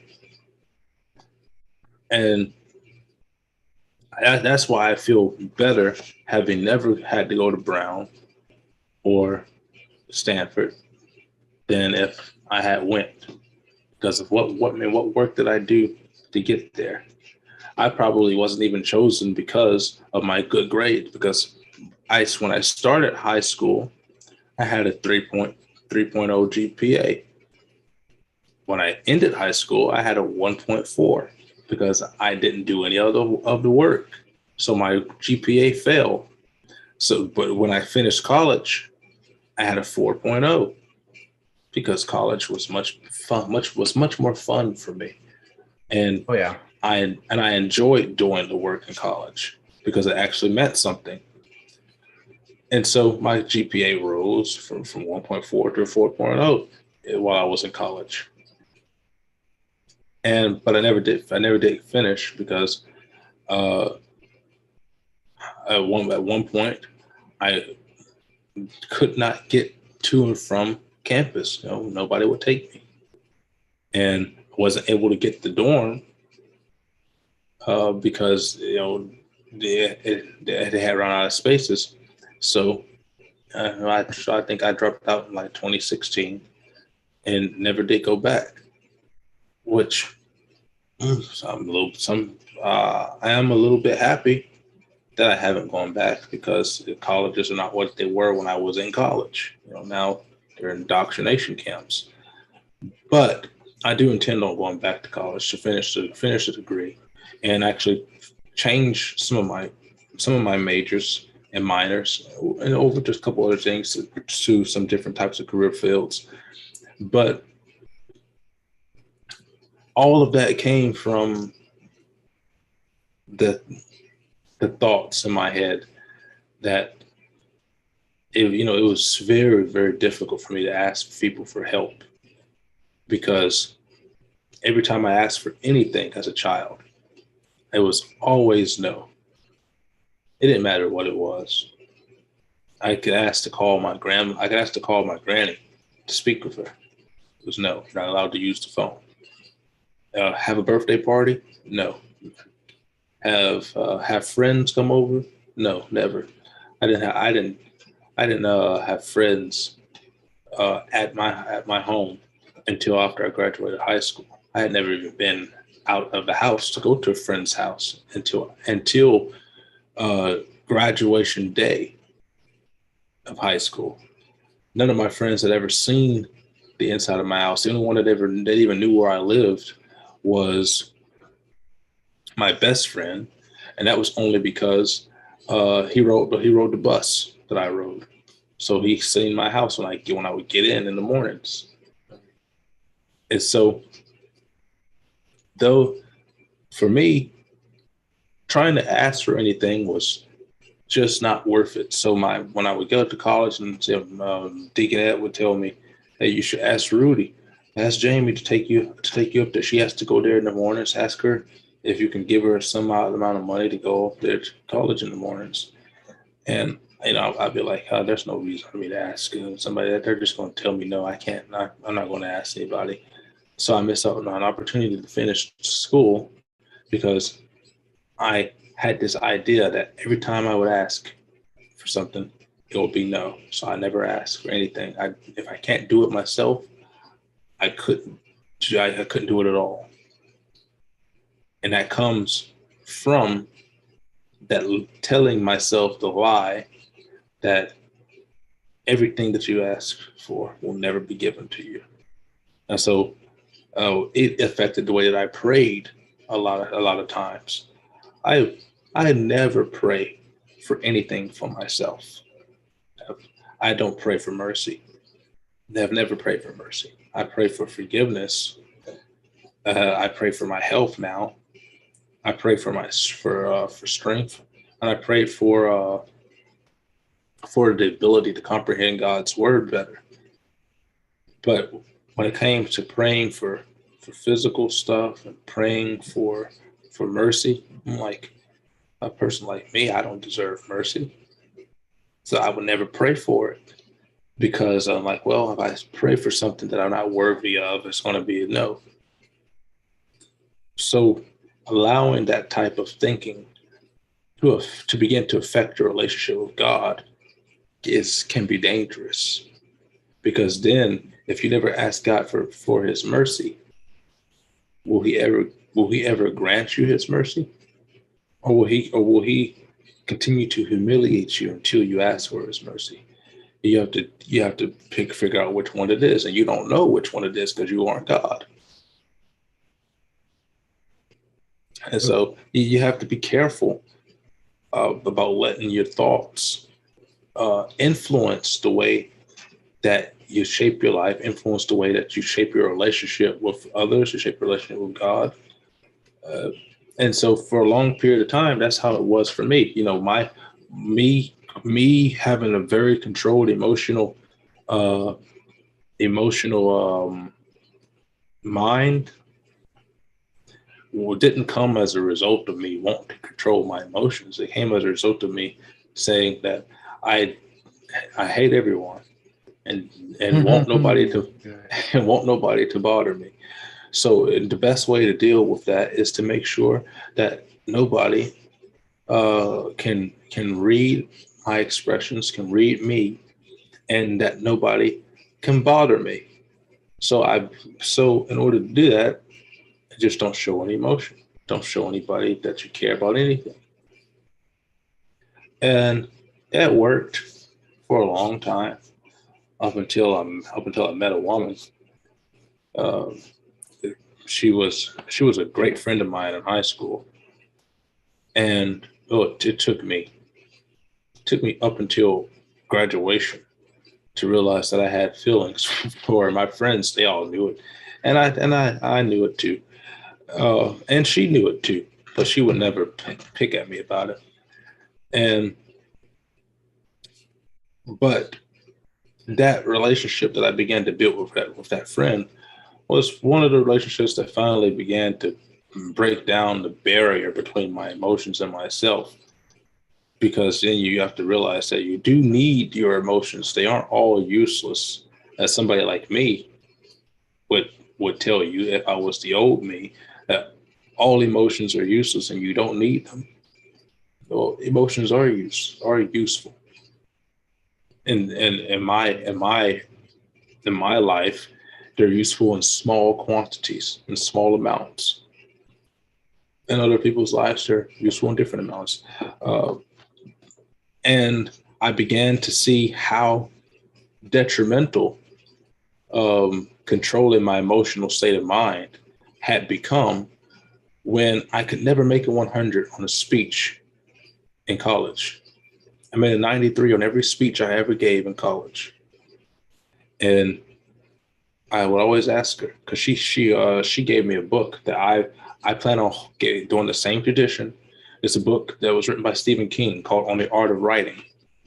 When I did a speech about the reason why I write and books that I write, and so she said to me that her public speaking professor gave her that book when she was in college, because she wanted to write, and so she passed the book on to me, because I love writing, and asked me to follow the tradition and pass the book on to somebody else in the future that loves writing. And I intend to do that if I ever do meet that person. But she always told me the reason why you always are one point short away from 100 is you show no emotion, unchanged. You have no tone in your voice when you give your speech. It's very monotone. So I'm like, well, it cost me my perfect score. I was upset. I was competitive in school. I wanted to have the best test scores of everybody. And because I could never get that 100, it became a problem to me that me not being in connection with my emotions prevented me from getting higher scores. Not having connections with my emotions prevented me from making a hell of a lot more money when I was selling insurance and selling RVs. Because if I can't emotionally connect with the customer, make them feel excited, and join their excitement, it's hard for them to follow the trip with me and land them in that seat and take their money. If I can't get them to feel excited, because I myself don't have any excitement. So it made me lose out on a lot of money. I'm talking, I lost out on a sale that would have net me about $15,000, and that one sale was $172,000 RV that I was trying to sell this family, and I have been dealing with them. They come 3 times to look at this RV. I'm like, you like it. Your daughter likes it. She enjoys it, and I'd have little trinkets and stuff in my office I'm for gonna the get up real kids to quick. play with. Keep on talking. I'm just gonna stand up real Take quick your because time. my butt is. Woo. Go Well, ahead and keep on talking though. we're almost done. This is probably one of our longer episodes, but I would say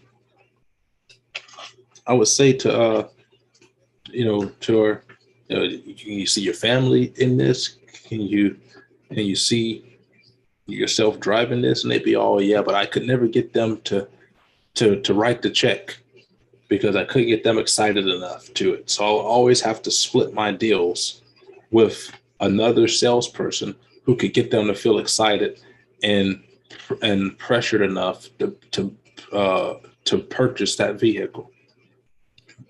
And so I would always wind up getting smaller spiffs, smaller sales, because I could never close with excitement. And so when you start to realize how the way you think impacts your life, it becomes easier to change progressively over time. Yeah, I mean, imagine having a salesperson not even excited about the sale. Yeah, I mean, I'd be like, yeah, I feel weird.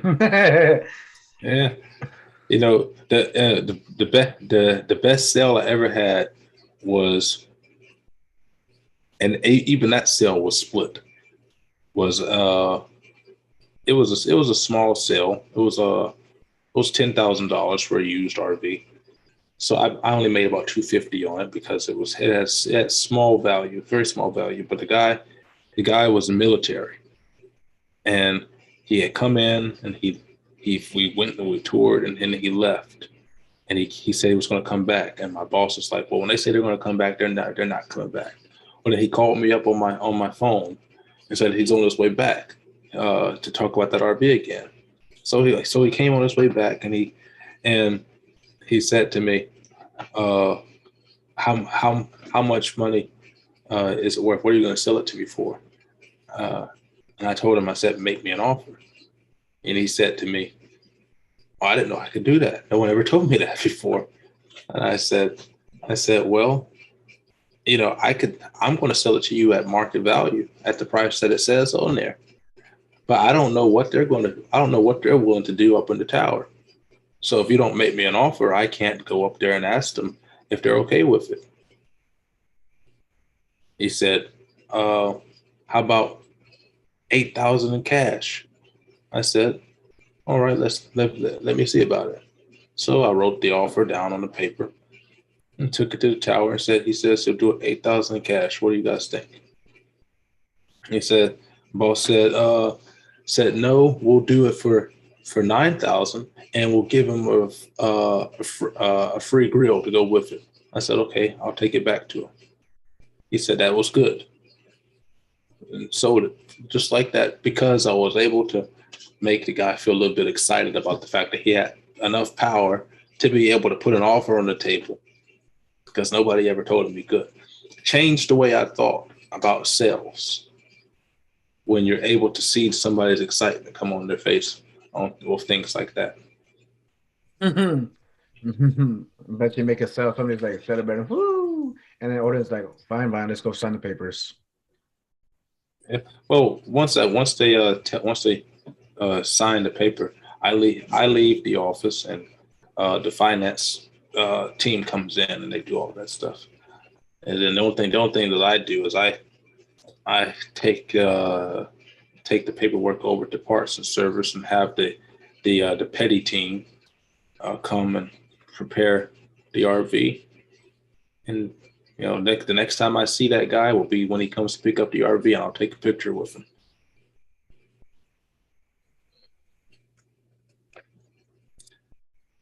We actually went through that first chapter. That's pretty good. I didn't think that was going to happen. Well, we're not completely done through it yet. We have the exercise to go through. And fortunately, the exercise is a bunch of questions. So let's go over this exercise. Exercise 1 is your thought audit. Do you ever find yourself thinking like, I just can't change. Even if I try, I'll always be stuck. You can never get out of debt no matter what you do. I'll always struggle financially. No one really loves me. And if they knew the real me, they definitely not want to be in my life. I'm not good at relationships. When we start to grow closer, I always do something to mess things up. People in my family struggle with their weight. I'll never like my body. Yeah, you You have wouldn't have got me for that. that. Okay, cool, I, cool, cool. This I guy. can't get close to God. I'm sure it's my fault. There must be something about me that Okay. keeps me from experiencing God like others do. When I look at what others post on social media, I feel my life sucks. If you think you can't do something, you probably won't. If, on the other hand, you think you can, odds are you will. The same is true with your problems. If you dwell on them, they will overwhelm you. But if you look for your solutions, you will find some. If you feel like a victim, you will think like a victim, and the direction of your life could be one of misery. But if you believe that the power of Christ can overcome, then with his help, you can consider this. Who you are today is a result of your thoughts in the past. Who you become in the future will reflect on what you think about today. Whether it's self doubts or worrying or responding poorly to a bad day or a tough season in life, we all wrestle with negative thoughts about that try to hijack our emotions and decisions. The goal of this exercise is to give you the opportunity to think about what you think about. Let's conduct a thought audit. Hit pause for a moment and prepare your mind. Focus on your honest answers. This could begin the process of changing your mind. There are two parts to this exercise. Part one is inventory. As I go through, as you go through a normal day, take stock of your thoughts, write them down, type them into notes on your phone, or record them into your voice memo app to transcribe later. Trust me, if you really want to change, you need to invest the time to figure out what you are regularly thinking. Be honest, don't lie to yourself about your thoughts. Tell yourself, uh, don't lie to yourself about the lies that you tell yourself. Evaluate the factors consistent in your day. In your day, are you more negative in the morning, but usually level out at the end of the workday? Or is it the opposite? Do you tend to bring negative thinking home with you? Or do you manage to leave it at work? Consider all the dynamics and patterns of your day. Pray and ask God to reveal anything He wants you to see and understand in how you think. Once you see your thoughts in black and white, you can begin to work on your thought life. Jesus said, the truth sets us free, but first we must reveal the truth. And part two is the audit. Here are 20 questions to help you analyze what you regularly think. I broke down the questions into categories: defense, protection from the enemy, and offense, growth towards God. Write down your honest answers, and when you're done, compare your defense and offense. This evaluation will help you see your on real thoughts and work on real change. So let's answer these questions. These are defensive questions. So on a typical day, are are this is the question: are my thoughts tearing me down? What's your answer? On a typical day, well, nowadays I am really good about not talking bad about myself. I already did that too much. But on a typical day, man, well, I don't dwell on anything. I mean, I've grown in Christ so much that all I really care about is nothing. That's kind of sad to say, but I'm kind of going through this right now that I just don't care about nothing. Maybe it's because I'm failing again on certain stuff, but even through all this failing, it doesn't bother me. Um, do I still want to dream for what I want to do? Of course, but again, and I don't really care enough about it too much. I really don't care about anything. Like the way you said earlier, I don't even care about died today. I kind of don't either no more. I'm just kind of just like I'm at peace with God, and I'm willing to take That's everything not as the it comes. question, Jay. The Well, question sir, the is question is, how do you talk to yourself during the day? Give me no, the that's question not again. the Give me the question question. again. The question Give me the is, question again. are your thoughts tearing you down? No, they're not. That's what I'm saying. They're not no more. They Okay, don't. They then don't. we're going. No. Then we're going to move on to the next question. We got Okay. 20 Okay. questions to Okay. go here. Simple My answers. my Simple thoughts. answers. Simple My answers. Got it. thoughts. My thoughts are kind of in between. Sometimes they tear me down. Sometimes they don't. It depends on what I'm doing that day. Like yesterday, I wanted to. I should have read some chapters out of the books that I have on next to me, but I didn't read anything.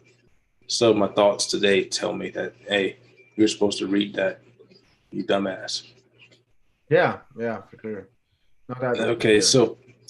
so do you think worried thoughts? Worried? Yeah, do you think worried thoughts? Mm, only. Well, no. God will provide. That's not an answer, Jay. Yeah, I mean, I don't worry about anything. God is putting Yes, me in a good you place right do. now. You do. You worry all the time about getting banned on Facebook because you go after Muslims too hard. Man, I mean, I do hate getting banned. You know but I don't actually hate it no more because, to be honest, I can use that time just to. I can just use that time for something else now because I can waste a lot of time. As far as for me, uh, I'd say yes. I have worried thoughts sometimes. I think the only thing that I worry about is that I'm not far enough for where I am right now. I've especially considering where I've come from. Falling from making so much money doing that to making passable income. But and then now that I'm going to be an author soon, I say I want more. So I worry that I'm not where I need to be. But at the same time, you know, what do I really have to worry about? I get to work from home. I get to do my own. I work at my own pace. Now that I'm going to be, published author, that is my own schedule. It comes out whenever I feel like it comes out. I don't have to worry about somebody telling me when to do something. I used to worry about not being able to get enough money from my other job, but I don't work there anymore, so I don't have to worry about that. Sometimes I worry about my medications because a lot of times I forget to take them, and like, well, what's this going? How's this reaction going to happen? And am I going to have to? Am I going to have to? Because I got to go to the doctor tomorrow to have my blood drawn. And so, a lot of time when I go to the doctor, I worry that they're going to, because I forget to take my medicine sometimes, they're going to go in and they're going to draw my blood, and then the blood's going to come back, uh, come back uh, positive when it's supposed to come back negative. And so, I worry about some of those things sometimes, but at the same time, I'm like, I do what I'm supposed to do, so that then I shouldn't have to worry. Well, the reason I would say God provides is because I'm telling you, I barely went through a whole episode of that of worrying too much. And yesterday, I think it was Friday. One person was telling me, God doesn't give you extra credit for worrying. Well, Like yeah, what's I the point mean, of? one of the things somebody used to tell me was, it was a pastor. I can't remember which pastor it was that said it, but it says, well, when you pray for forgiveness, or you pray for a solution, and you're tossing all of that stuff at God's feet, but then when you go home and you worry about it, now you are picking up that problem again, Exactly. and you put that problem at his feet because you needed a divine answer to a divine problem. And now that you have worried about it and took it away from God, now you are trying to answer a divine question for with a worldly solution. And it doesn't work that way because now you put yourself in the place of God. Yeah, man. I mean, dude, that's exactly what it is. And and plus, I mean, I think I'll think about the worry. I would worry about, of course, succeeding, getting everything I want and stuff. But then You but should yesterday, be I mean, worrying about I how think, to get a neck. well, yes, I need to run more. So, but yeah, man, I mean, like I was thinking about it, and then I just finally at the end of it, after this whole episode, I just like, you know what? I don't care if I'm homeless. I don't care if I never get a wife. I don't care if I ever have kids. I don't care if I just don't care. I'm just not gonna lay down and die. I'm just gonna continue with life. I don't know where the hell it's gonna go. I'm not gonna worry about it. I'm gonna trust God, and I'm gonna stop worrying about it. Because I mean, dude, I literally just already had an episode of that, so I'm done with worrying it. I want to give to God, and I'll trust God wherever He takes me. Does my self-talk cause me to shrink back in fear? Again, I'm not What in do- an what episode right now. what I'm not what in an episode scares right you, now. Jay? Are you Everything scares afraid me, that dude. are you Everything scares me, afraid Jay. that when you talk to yourself, do you get afraid that you aren't being a good preacher, Jay? Ooh, dude, that you told me something, and it will always haunt me. And it was basically like, what if there was my God was going to use me to help bring somebody to Christ, and then I just messed it up, and that was like maybe they're going to be the only thing that he'd ever heard. That scared me. I was like, oh man, that kind of scared me. And then it also scared me as being a false preacher, or the consequences for teaching falsely. And you were telling me that. Ever since then, I was like, pretty scary. But God knows I didn't do it intentionally. So I'm just gonna, I will preach. I'll try to preach, but man, I hope to God, the Holy Spirit takes over me, and I don't say nothing to mess everything up. No, I That is shrink a back. scary one. You're going to say this is so typical of me, but I shrink back in fear when I talk to myself about making money. I say to myself, well, if I go spend $700 on this license and then I don't go out and sell enough, and I'm losing money. So I get I get I shrink back in fear uh, often, but mostly about money. Because I like making money. Yeah, you do. You always like that, man. But again, dude, for me, I don't know where life's gonna take me, but I don't think I'm gonna worry too much about it. Well, at least until my next episode. Not the episode like this, but in my episodes when I just go because I'm barely doing my whole circle where I just broke down completely, and I was like, God help me, please again, and He was just like, He'll provide. So I try not to worry. I don't want to. It'll destroy Uh, me. do my thoughts cause me to keep people at a distance? Do my thoughts keep people at a distance? Do your thoughts cause you to keep people at a distance? Well, yes, man. Yeah. Especially whenever I make up scenarios in my head about what they're thinking, or and it won't even be true. It'll keep me people like I'll be like, oh, they just don't like me, or oh, they can't stand me, or I'm too much for them. It'll keep me away for a while. And if to be honest, and if I don't feel like I'm talking to somebody and know what they're thinking, then I kind of just it gets to my head. I'm like, well, what are they? Well, they're thinking this to them. I like to keep I like to keep on talking. I'll talk to people to talk to them to death, man. I just got to make sure to know what they're thinking and stuff. But to be honest, Jay, you are too much for people. That's why you should lose some weight. Oh, Well, Sprite ain't helping me out either, man. But that's well, cool. for me, that's an obvious yes. I don't like people, so obviously my thoughts keep people away from me. But part of my job is having to deal with people. I have to interact with people. So the way I deal with it is I have a invisible mask that I put on that is my people mask.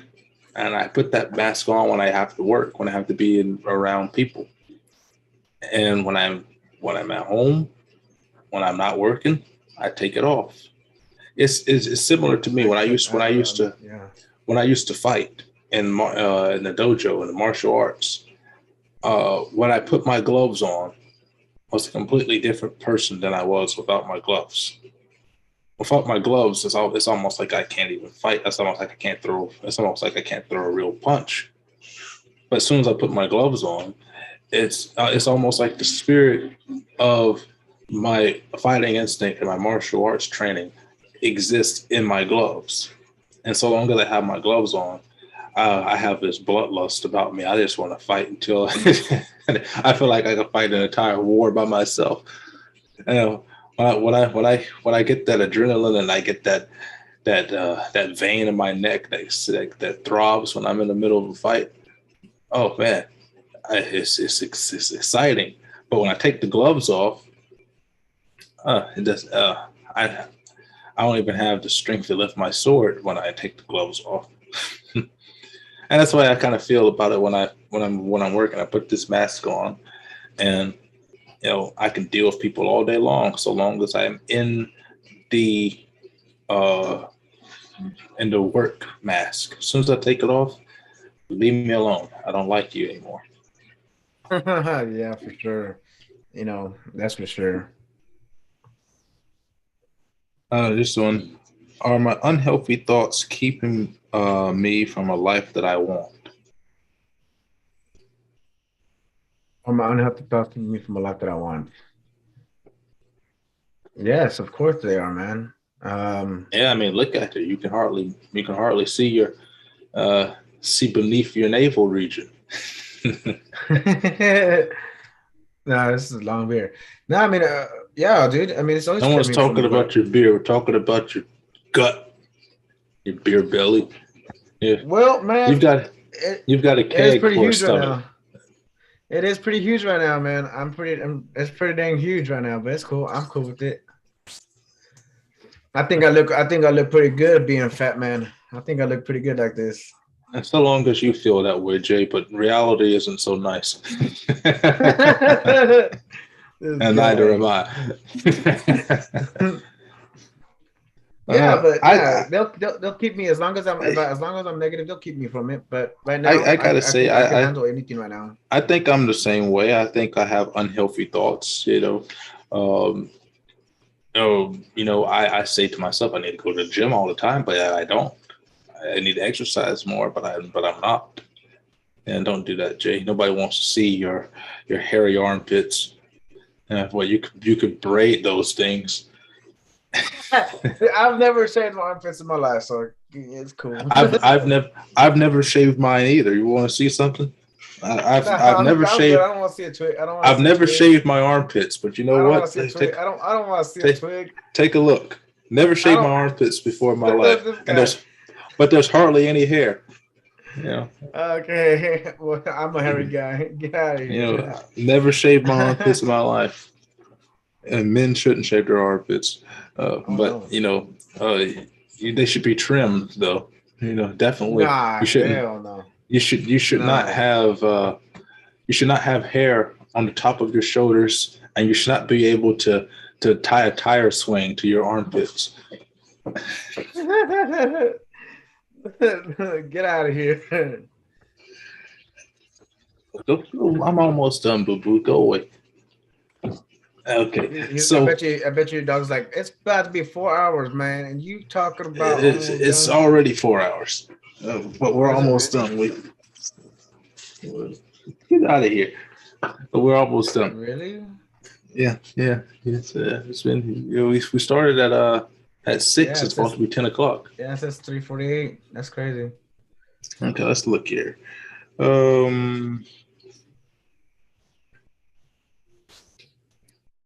Oh, this is a nice one too. Are my unhealthy thoughts keeping me from the life that God wants for me?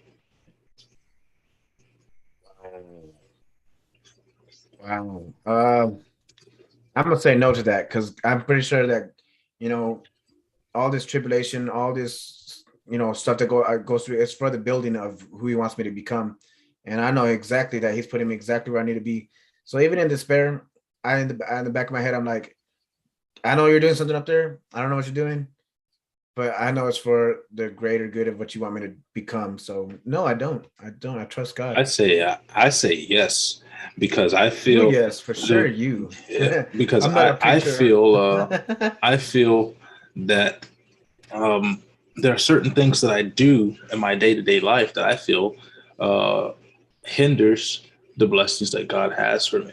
And so long as I continue to do those types of things, I feel as though I will never be able to get the full magnanimity of what God has in store for me. So I think there are things in my day-to-day life that I have to work on in order to get all of my blessings from God. That does sound pretty nice because I like that. His blessings of full potential. I think there could be like a bigger full potential. I just trust. Are my thoughts negative, toxic, or self-depreciating? Only when I'm drunk and I want to be that crazy guy. Yeah, but Which is again, always so. Then yeah, so that's a I definite mean, sir, yes. it's not always. I don't get drunk always no more. I used to get drunk every single day. Okay, but no, I'm not no more. But yeah, no, I can't say. I don't. If I start talking back to myself, I automatically snap and I say, nope, I'm not talking to myself like this. So I do not let I, myself do I'd, that. I'd I'd say no to this one because my thoughts generally are neither negative nor positive. you know, I I try to live in a negative free environment. I hate negativity. I don't even let my grandmother speak to me if it's negative. I tell her if you have something negative to say to me, don't talk to me at all. Ah, And I like to be at peace, and yeah, sometimes being at peace means getting rid of everybody. yeah, And oh yeah. and I do that quite often. I don't like to have negative things around me. Mhm. And That's exactly why I stay single. I don't have nobody. I don't, and you it's stay kind of good that single, I don't Jay, have a. because nobody can fit their arms around you to hug you. This guy, you gotta love him, people. You gotta love this guy. But yeah, man. I mean, I'm by myself, so I mean, I guess I don't have to. So it's pretty good. It's the And gift of being single. The gift of being single, my good friend. as far as being self-depreciating, well, I have far too much pride to say anything bad about myself. Yeah, maybe in the midst of a storm, I will, break down and be like, you know what, this and this and that. But Even in the midst of a storm, I sit there and I say to myself, I may have some problems. I sit there like Homelander from The Boys. I'm like, I'm like this. I'm a different fucking breed of human being. I shine with the divine light of God. I should never be in this type of situation. yeah, no, when I'm in the midst of a storm, and if I even let myself say one thing, I will completely torch myself. I'll be like, I am a worthless sack of ooh. Yeah, So I might start off that way, but it always comes back to you should not, you shouldn't be feeling this way. You're too great. You're the closest thing to God on this planet until He comes. yeah, well, yeah, but exactly when I get to that point, I get to that point. But as soon as I remember who my God is and how big He is, I become like a shining piece of beautifulness. I could flex all over the world and Yeah, show people my fatness. don't do that. Does my inner voice tell me that I'm helpless or that life is hopeless? Hmm. Yeah. Hopeless. Yeah, I just like again, I just got out of an episode where I was extremely helpless. I mean, I was like, I can't even help myself. So that's why I was like, man, if I become homeless, I think I'd be cool here. I mean, I think I can survive as being a homeless, right? I mean, I can't lose No, that job. you wouldn't survive as a homeless person.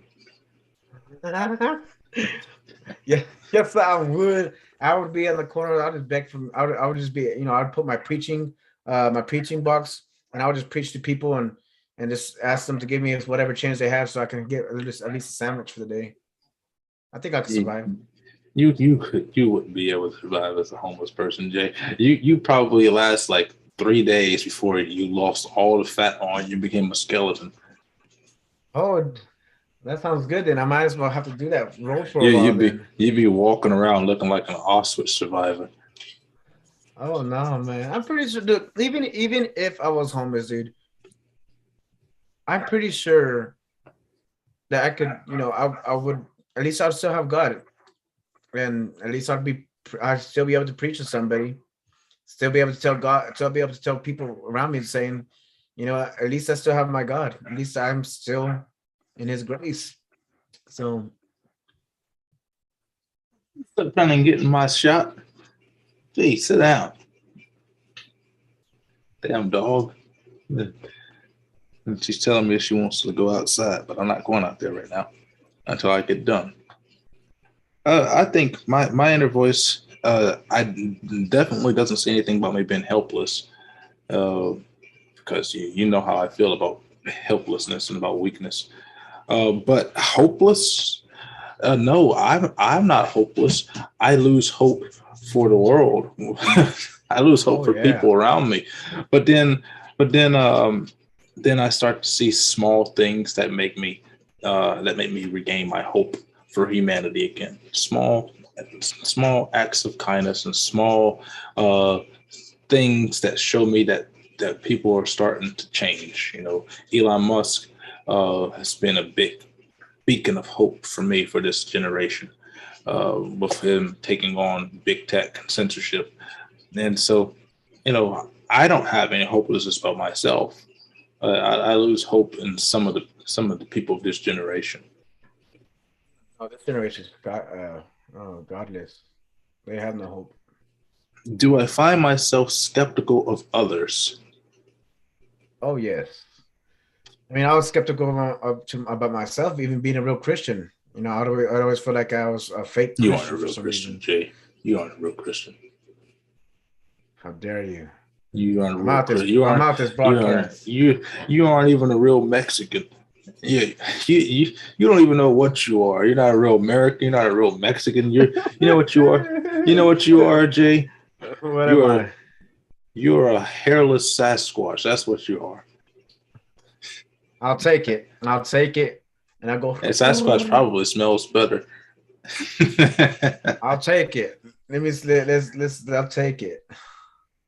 Yeah, but I'm skeptical of others all the time. I think you have to be skeptical of others. Mhm. You have to take everything that other people tell you with a grain of salt and compare it to the facts that you know. I think if you aren't skeptical of others, you are doing yourself a disservice. I might be wrong in thinking that, but I think that you Yeah. need to be skeptical of what other people tell you, and you need to be skeptical of what other people say they can do for you until they show you evidence of what they can do for you.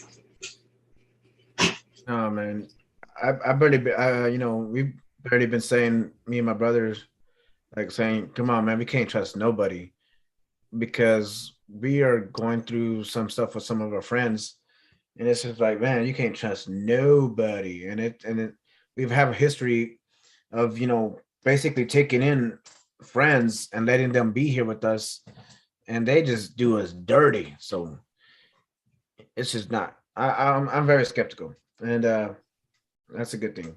It's wise as a serpent, right? Calm as a dove, wise as a serpent. Do I lean towards imagining the worst case scenario? 100% every single time. I will always think. That's what I'm saying. I'm thinking about the worst scenario right now. You're a pessimist. To me, I no, not really for me. Not really. Uh, I lean towards probably, I won't say the best case scenarios. but definitely not the worst case scenarios. The way I see the world is, if I see that things are going downhill, I'll point it out. But I see areas where I can benefit from disaster. And so I don't see the worst case. I don't see the worst case scenario. I see potential for improvement for myself. Oh yeah. And hopefully the improvement for myself is also the same improvement for other people. But ultimately, I'm out for my own personal gain. Yeah, it's good to be pessimistic. It's good to think of the worst, man, because then you won't think of how you won't put yourself down. not put yourself down, but it can't get worse. It can't get. I mean, I shouldn't even say that, but I like thinking the worst because then I there's only don't like going up thinking the after worst. that. I like to think. I like to think of what is to come. I like to think of. Uh, I never want to put a cap on myself, on what I can obtain, on what I can achieve. The same sense. I don't want to. The reason why I don't pray for a lot of material stuff is because I don't want to limit God to blessing me with just something that is limited. Because He has unlimited power, so I want Him to be able to bless me with what He has for me. So I don't ask Him to bless me with a house, because a house is something that is so limited to something that only a human person can conceive. I want Him to be able to bless me with everything that He has in store. So I don't want to place limitations on the blessings that I can receive. So I don't think that way. I wouldn't say that I'm an optimist. I'm definitely not an optimist, because to be optimistic is to not acknowledge the fact that sometimes things can go wrong. But I just don't believe in limiting myself to just, well, this is what's going to happen, and this is how it's going to happen, and you can't escape it. No, certain things are going to happen regardless of what you do, but how you react to those things, well, there's limited possibilities, limited potential in that, and that's the way I look at it. Now we're moving on to the offensive portion of it, and we got a couple questions, and then we're done. So, are my thoughts building me up? Day, as much as bad as I am, man, I can think of the most beautiful stuff, and then I'll preach to myself all the time, and I'll just stay in contact with God. I think they're a lot stronger than how pessimist I can be.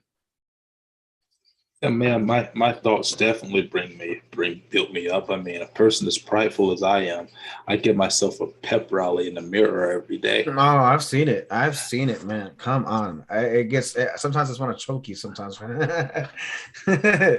I choke on my own pride. Yes, you do, bro. Yes, you do. And sometimes I will tell you about it, and you're just like, well, then you bring it down. But No, I don't yeah, bring man, you anything are down. really good at it. You're really good at it. But I have to build myself up, because if I don't, nobody else will. Yeah. So do I think peaceful thoughts? I can for nearly all. My thoughts are peaceful. And then if I really want to stay peaceful, I turn off the news and I listen to some really beautiful some Jewish music I found lately. And this is so beautiful. I mean, I can just stay in peace. Just don't turn on the news, and just do. I mean, just do what you need to do for the day so that you can relax and just be peace. Yeah, man, I love my peace, man. I've Ever since I found my peace, I cannot get enough of it. That's why I like to just yeah. Yeah, I say my thoughts my thoughts have to be peaceful because I like being at peace. I like It's beautiful. I having a love peace. peaceful environment. I like peace and quiet. You know, I barely ever listen to music. I don't like a lot of noise in my house. I don't like people in my house. I don't like people. Well, I would say I don't like people in general, but I like to be left alone. I like peace. I like to just be able to I love reflect. peace. I like to be able to reflect on things without being bothered. So yeah, I definitely would say that that my thoughts are peaceful. Yeah, but like Do when I do wake up and I don't have to do nothing, dude, I would literally just lay there for an hour or two, just organizing my thoughts and just trying to be as grateful as possible. Just at peace. I recommend it. um, Peace is beautiful. does my self talk inspire me to take faith risk? Hmm. But like, um, yeah, I will. I do try to do. I do throw myself out there, try to do whatever I can. But if I start to fail, it does go. It does rewind. If I start to try to something. Um. Yeah, I'd say that's probably a no for me. Not that I don't like taking risk, but because I I don't just jump out and try to go toss myself in every situation. I don't take a chance or take a risk on a lot of things because I'm a calculated person. Uh, but at the same time, with my faith, I don't know that I too much need to take risk. Um, I think I suppose going on a missionary will probably be a risk for me, a faith risk. But I'm not necessarily sure that a missionary is anything that I actually need to do for my faith. And so it's a difficult question for me because I'm not necessarily sure that I need a risk, that I need to take a risk in my faith because my faith is it's solid. See, man.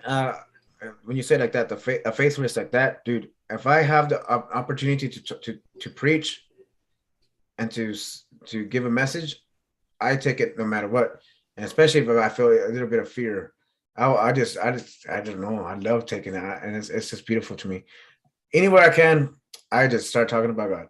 If it's needed for. Lately I watch who I do speak to. Do my thoughts help me get closer to others? Hmm. I'm only, I don't really like getting too close to people. Only if it serves the purpose of them coming to Christ. But I don't really like to be attached to people, to be honest. Yeah, that's a no for me. I don't like people, so why would I want them to get close to me? Uh, Yeah, I don't like to be um, attached, man. Attachment is kind of like a big no. I mean, again, I'll speak, do whatever I need to do, just if they need it, of course, but don't latch on to me.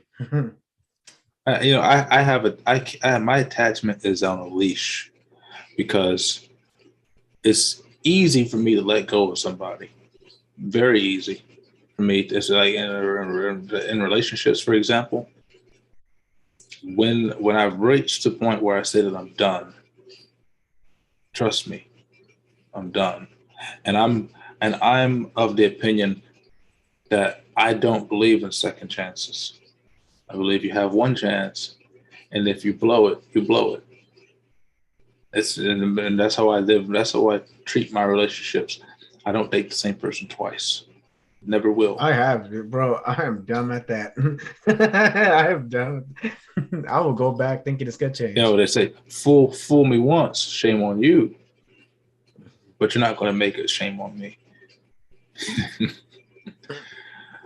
So Okay. So definitely, that do my thoughts reflect my faith? I think that's a yes for Yeah, me. 100% yes for me. I mean, yeah, I mean, without that's all I think about. So I would have to say yes, 100%. Are my thoughts God honoring? I'd say not all the time. Not all the time for me. Well, yeah, they honor God, but not when I'm being sinful or being a sin. When I know I'm willingly sinning,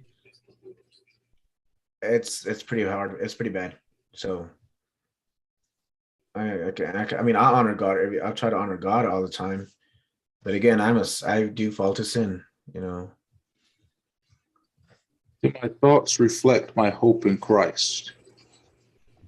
every Again, day. not not all the time, because not all the time am I thinking about it that way.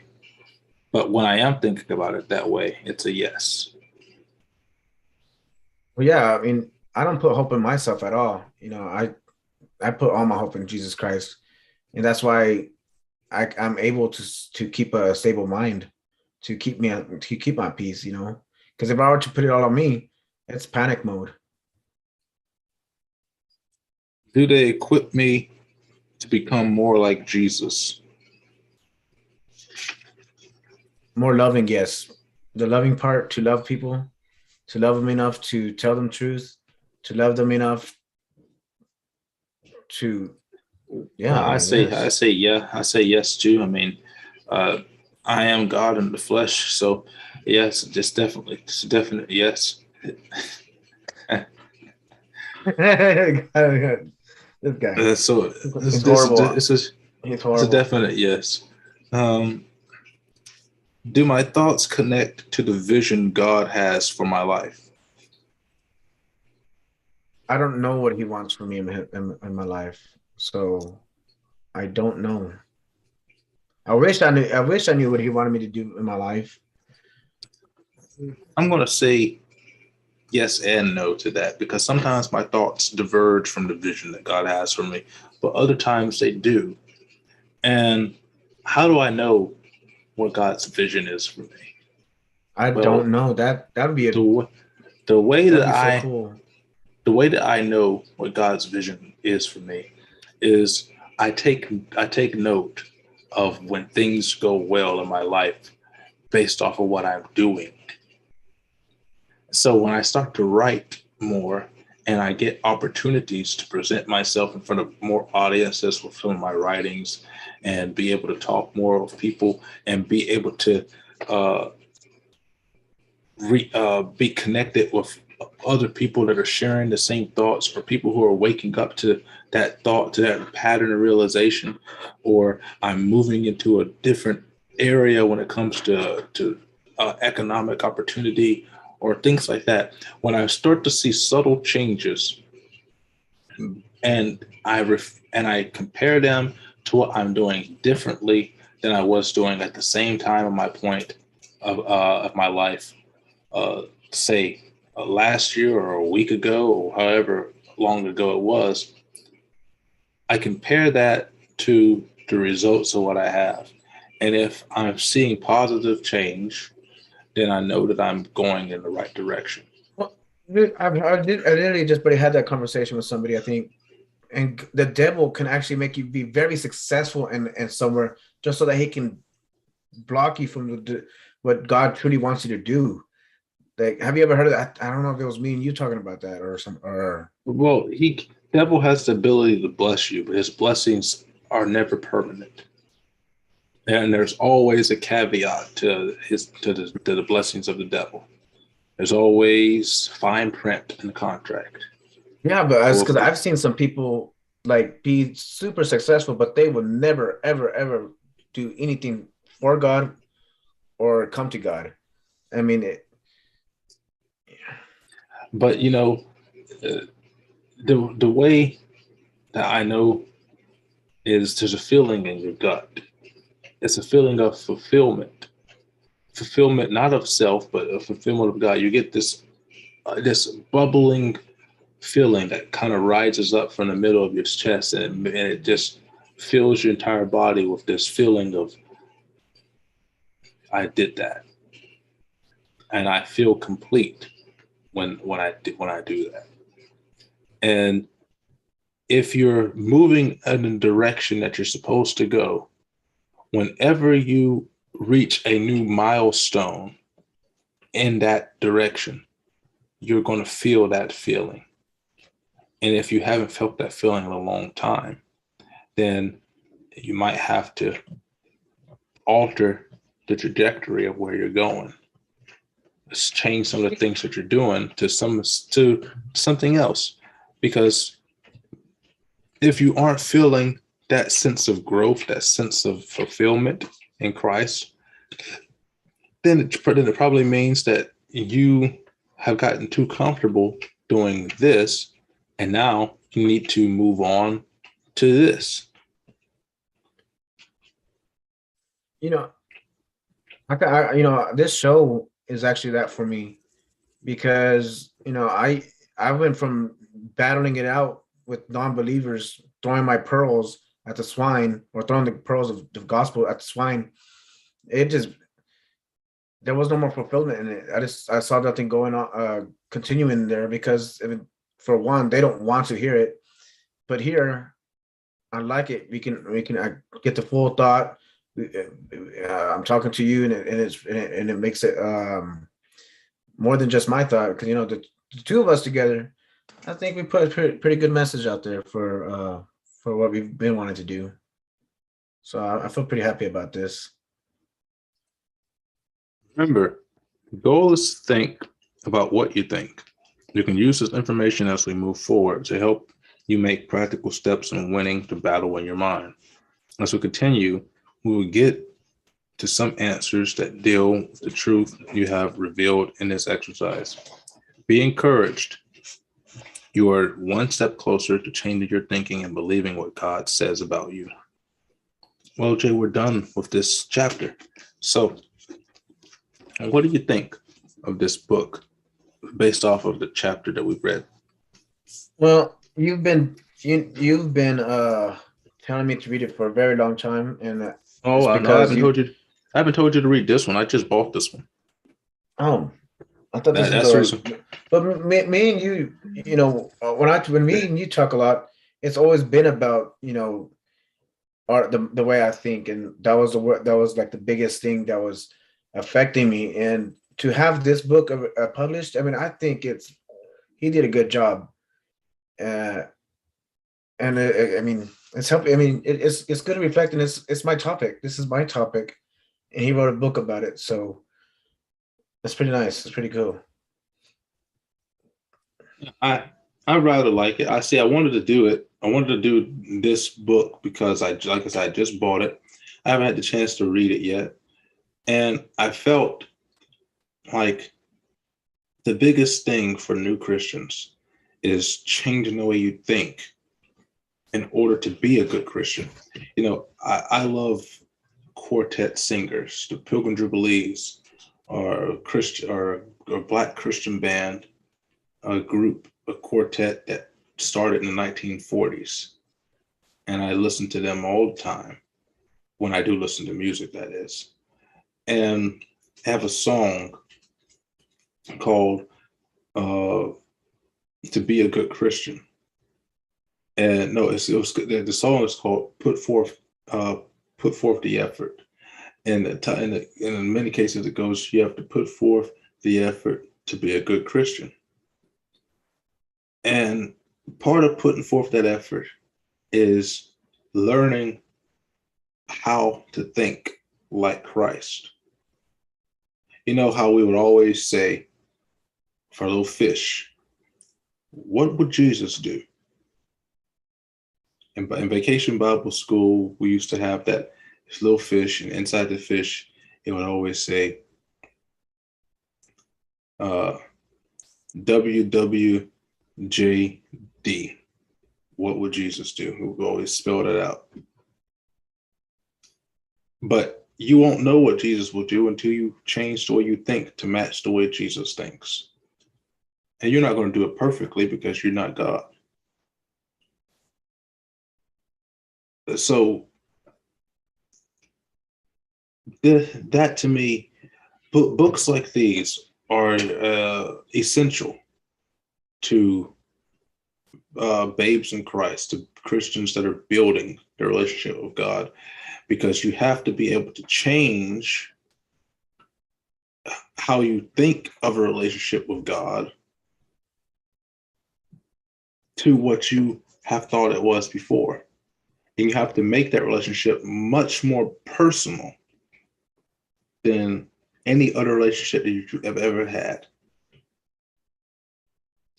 And the way that you think has to change, particularly like if you're coming in from a different religion, if you're coming in from Catholicism, or you're coming in from Judaism, or Muslim, you have to change the way you think in order to develop that relationship. Because the relationship is the heart of everything in our religion, a personal relationship with God. Yes, and I don't know if this is the right way to do it, but the more I get to know Jesus, the more I get to understand the Bible and the lessons in it. I think that's the only way I do build a relationship with Him. How else do you build a relationship with Jesus Christ besides relying on Him in times of hardness and just relying on Him and talking to Him? Is that what you think building a relationship with Him is? Me, building a relationship with Him goes beyond that. It goes beyond all of that, because material stuff is wonderful. Being grateful is wonderful. But if I don't understand the God behind a man, if I don't do my due diligence to study what it means to be a son of Christ, what it means to be a son of God, what it means to inherit the foundations of the earth, if I don't do my due diligence, it's all for nothing. One of the scriptures of the Bible says that you have to diligently seek Him. So in order to reap the rewards and all of the blessings that God has for you, you have to diligently seek Him. And diligence as a word. Oh, well, you know this is going to happen eventually. Let me grab the dictionary. Let's see what it is. I want you to get the actual definition.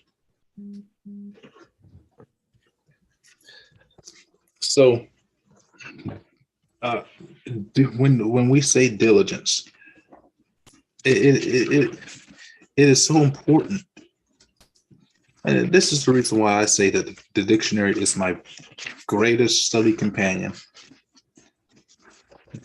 Because words have power in their meaning. You don't have to have a dictionary like this. You can use a biblical dictionary if you want to, but I prefer this type of dictionary when I study. But I know what the definition of diligence is, but I want to pull it up, and I want to give you the verbatim definition. I don't want to paraphrase. Book, backpack. That's who you are. We're gonna see what we have from the backpack. Oh, what is it? It's the dictionary. So when we say diligence, these are a couple of definitions of diligence. Mm-hmm. A working hard, careful effort. Being diligent, the ability to work steadily, or the attention and care due from a person, especially a party to a contract.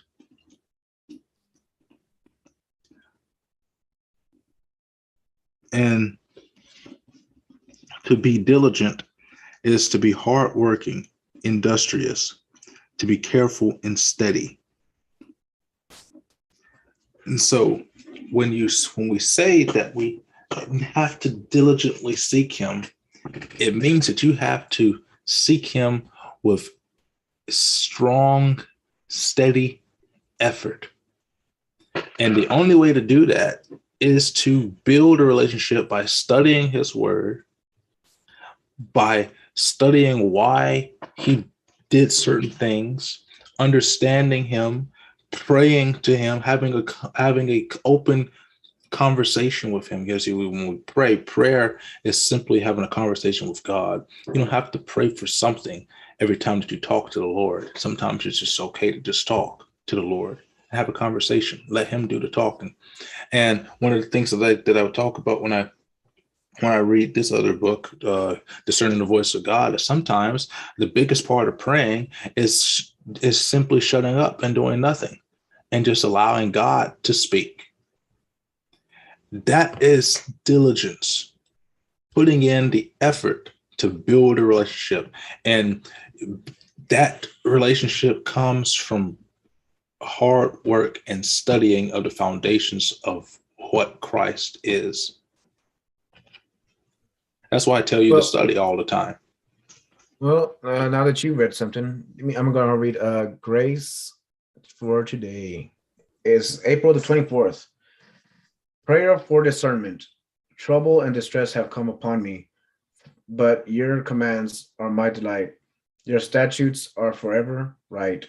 Give me understanding that I may live. Psalm 119, 143 to 144. The trials and tribulations of life often force us to seek help. We tend to look for a sympathetic ear first, but it is always best to run and turn to God for wisdom. The psalmist knew that God's plan for him would preserve him from wrongful actions and would destroy the way of the foolish. Therefore, he delighted in God and committed himself to upholding his statutes. Perhaps you are also struggling with something. God promises to grant us wisdom if we ask him for it. Pray for discernment in your struggles and ask him to teach you so that you may apply his wisdom to your situation. Heavenly Father, I am your redeemed servant, and I plead for wisdom, discernment in everything I do. Amen. That is April 24th, and it is discernment. And it's nice for this episode, especially for what we're talking today about. God always does that perfectly every single time. Exactly. Well, Jay, we're at about 20 minutes short of 5 hours. So it's time to end our Sunday show. So final thoughts. What did you think? What did you think of the book? Do you think we should continue doing lessons out of the book? And what do you think the importance is of changing your thoughts, not only to build a relationship with God, but to build a better foundation for your future? For sure, this is like basically all of my preaching, all in one place, one book, and so we have to continue this because this is exactly what I've always been preaching for the last 5 years, and because all I've ever been doing, because remember, since the very beginning, I've always talked about the circle of engineering. What is the problem we want to fix? What are the steps we're going to use? What are kind of hypotheses? Try it out, and if it doesn't work, go back to the drawing board. So this has always been my preaching, to try to fix my mind, to try to fix my habits, try to fix the way I carry myself, because I was in the worst. And so I love this book. I love this topic. So we should continue it. And this is for getting and growing closer to Christ and learning to not only just try to change ourselves, in our thoughts, but learning to truly depend on him on everything, every single thing. And, I just think it's beautiful, to be honest. I mean, this is what I like to preach about the most. Well, that being said, my final thoughts don't matter because this is my show. So it's my show. I'm Andy Smilasmakis. So with that being said, I would like to thank Jay for coming on here with us today to do this episode. We've had fun. This is the reason why I have these open-ended episodes. It allows for much longer, lengthier conversation. And it's a long episode, so people can watch it and listen to it throughout the course of a day and or at work or something like that. And they can listen to it on and off, and join in with us on a whole bunch of these things. But I want to thank you guys for joining us and listening to us for this particular episode. We have been reviewing the first chapter of the book, Winning the War in Your Mind, Change Your Thinking, Change Your Life by Craig Groeschel. A really good book. If you ever read Books A Million or Barnes Noble or at Hobby Lobby, which is where I found this book, I would advise grabbing a copy of it. It's a really good book from what I've been able to read so far with us going over that first chapter. And I think it is a good book to have for people who are upstarting Christians, because we have to be able to build in strong faith, strong character, and build relationships with God by changing the way that we think about life, changing the way that we think about ourselves, and changing the way we think about the excuses we give ourselves for not being closer to God. And so join us on Facebook, join us on Spotify, join us everywhere that we are. I don't know all the places that we are. I'll link them in the description, but yeah, give us your support. I'm trying to get this to really start taking off, but we can't do this without you guys' support. So please watch and download this on Spotify and share it with as many people that you can. And with that, I thank Jay for joining me, and we're going to go ahead and end this episode. Yeah, have a good night.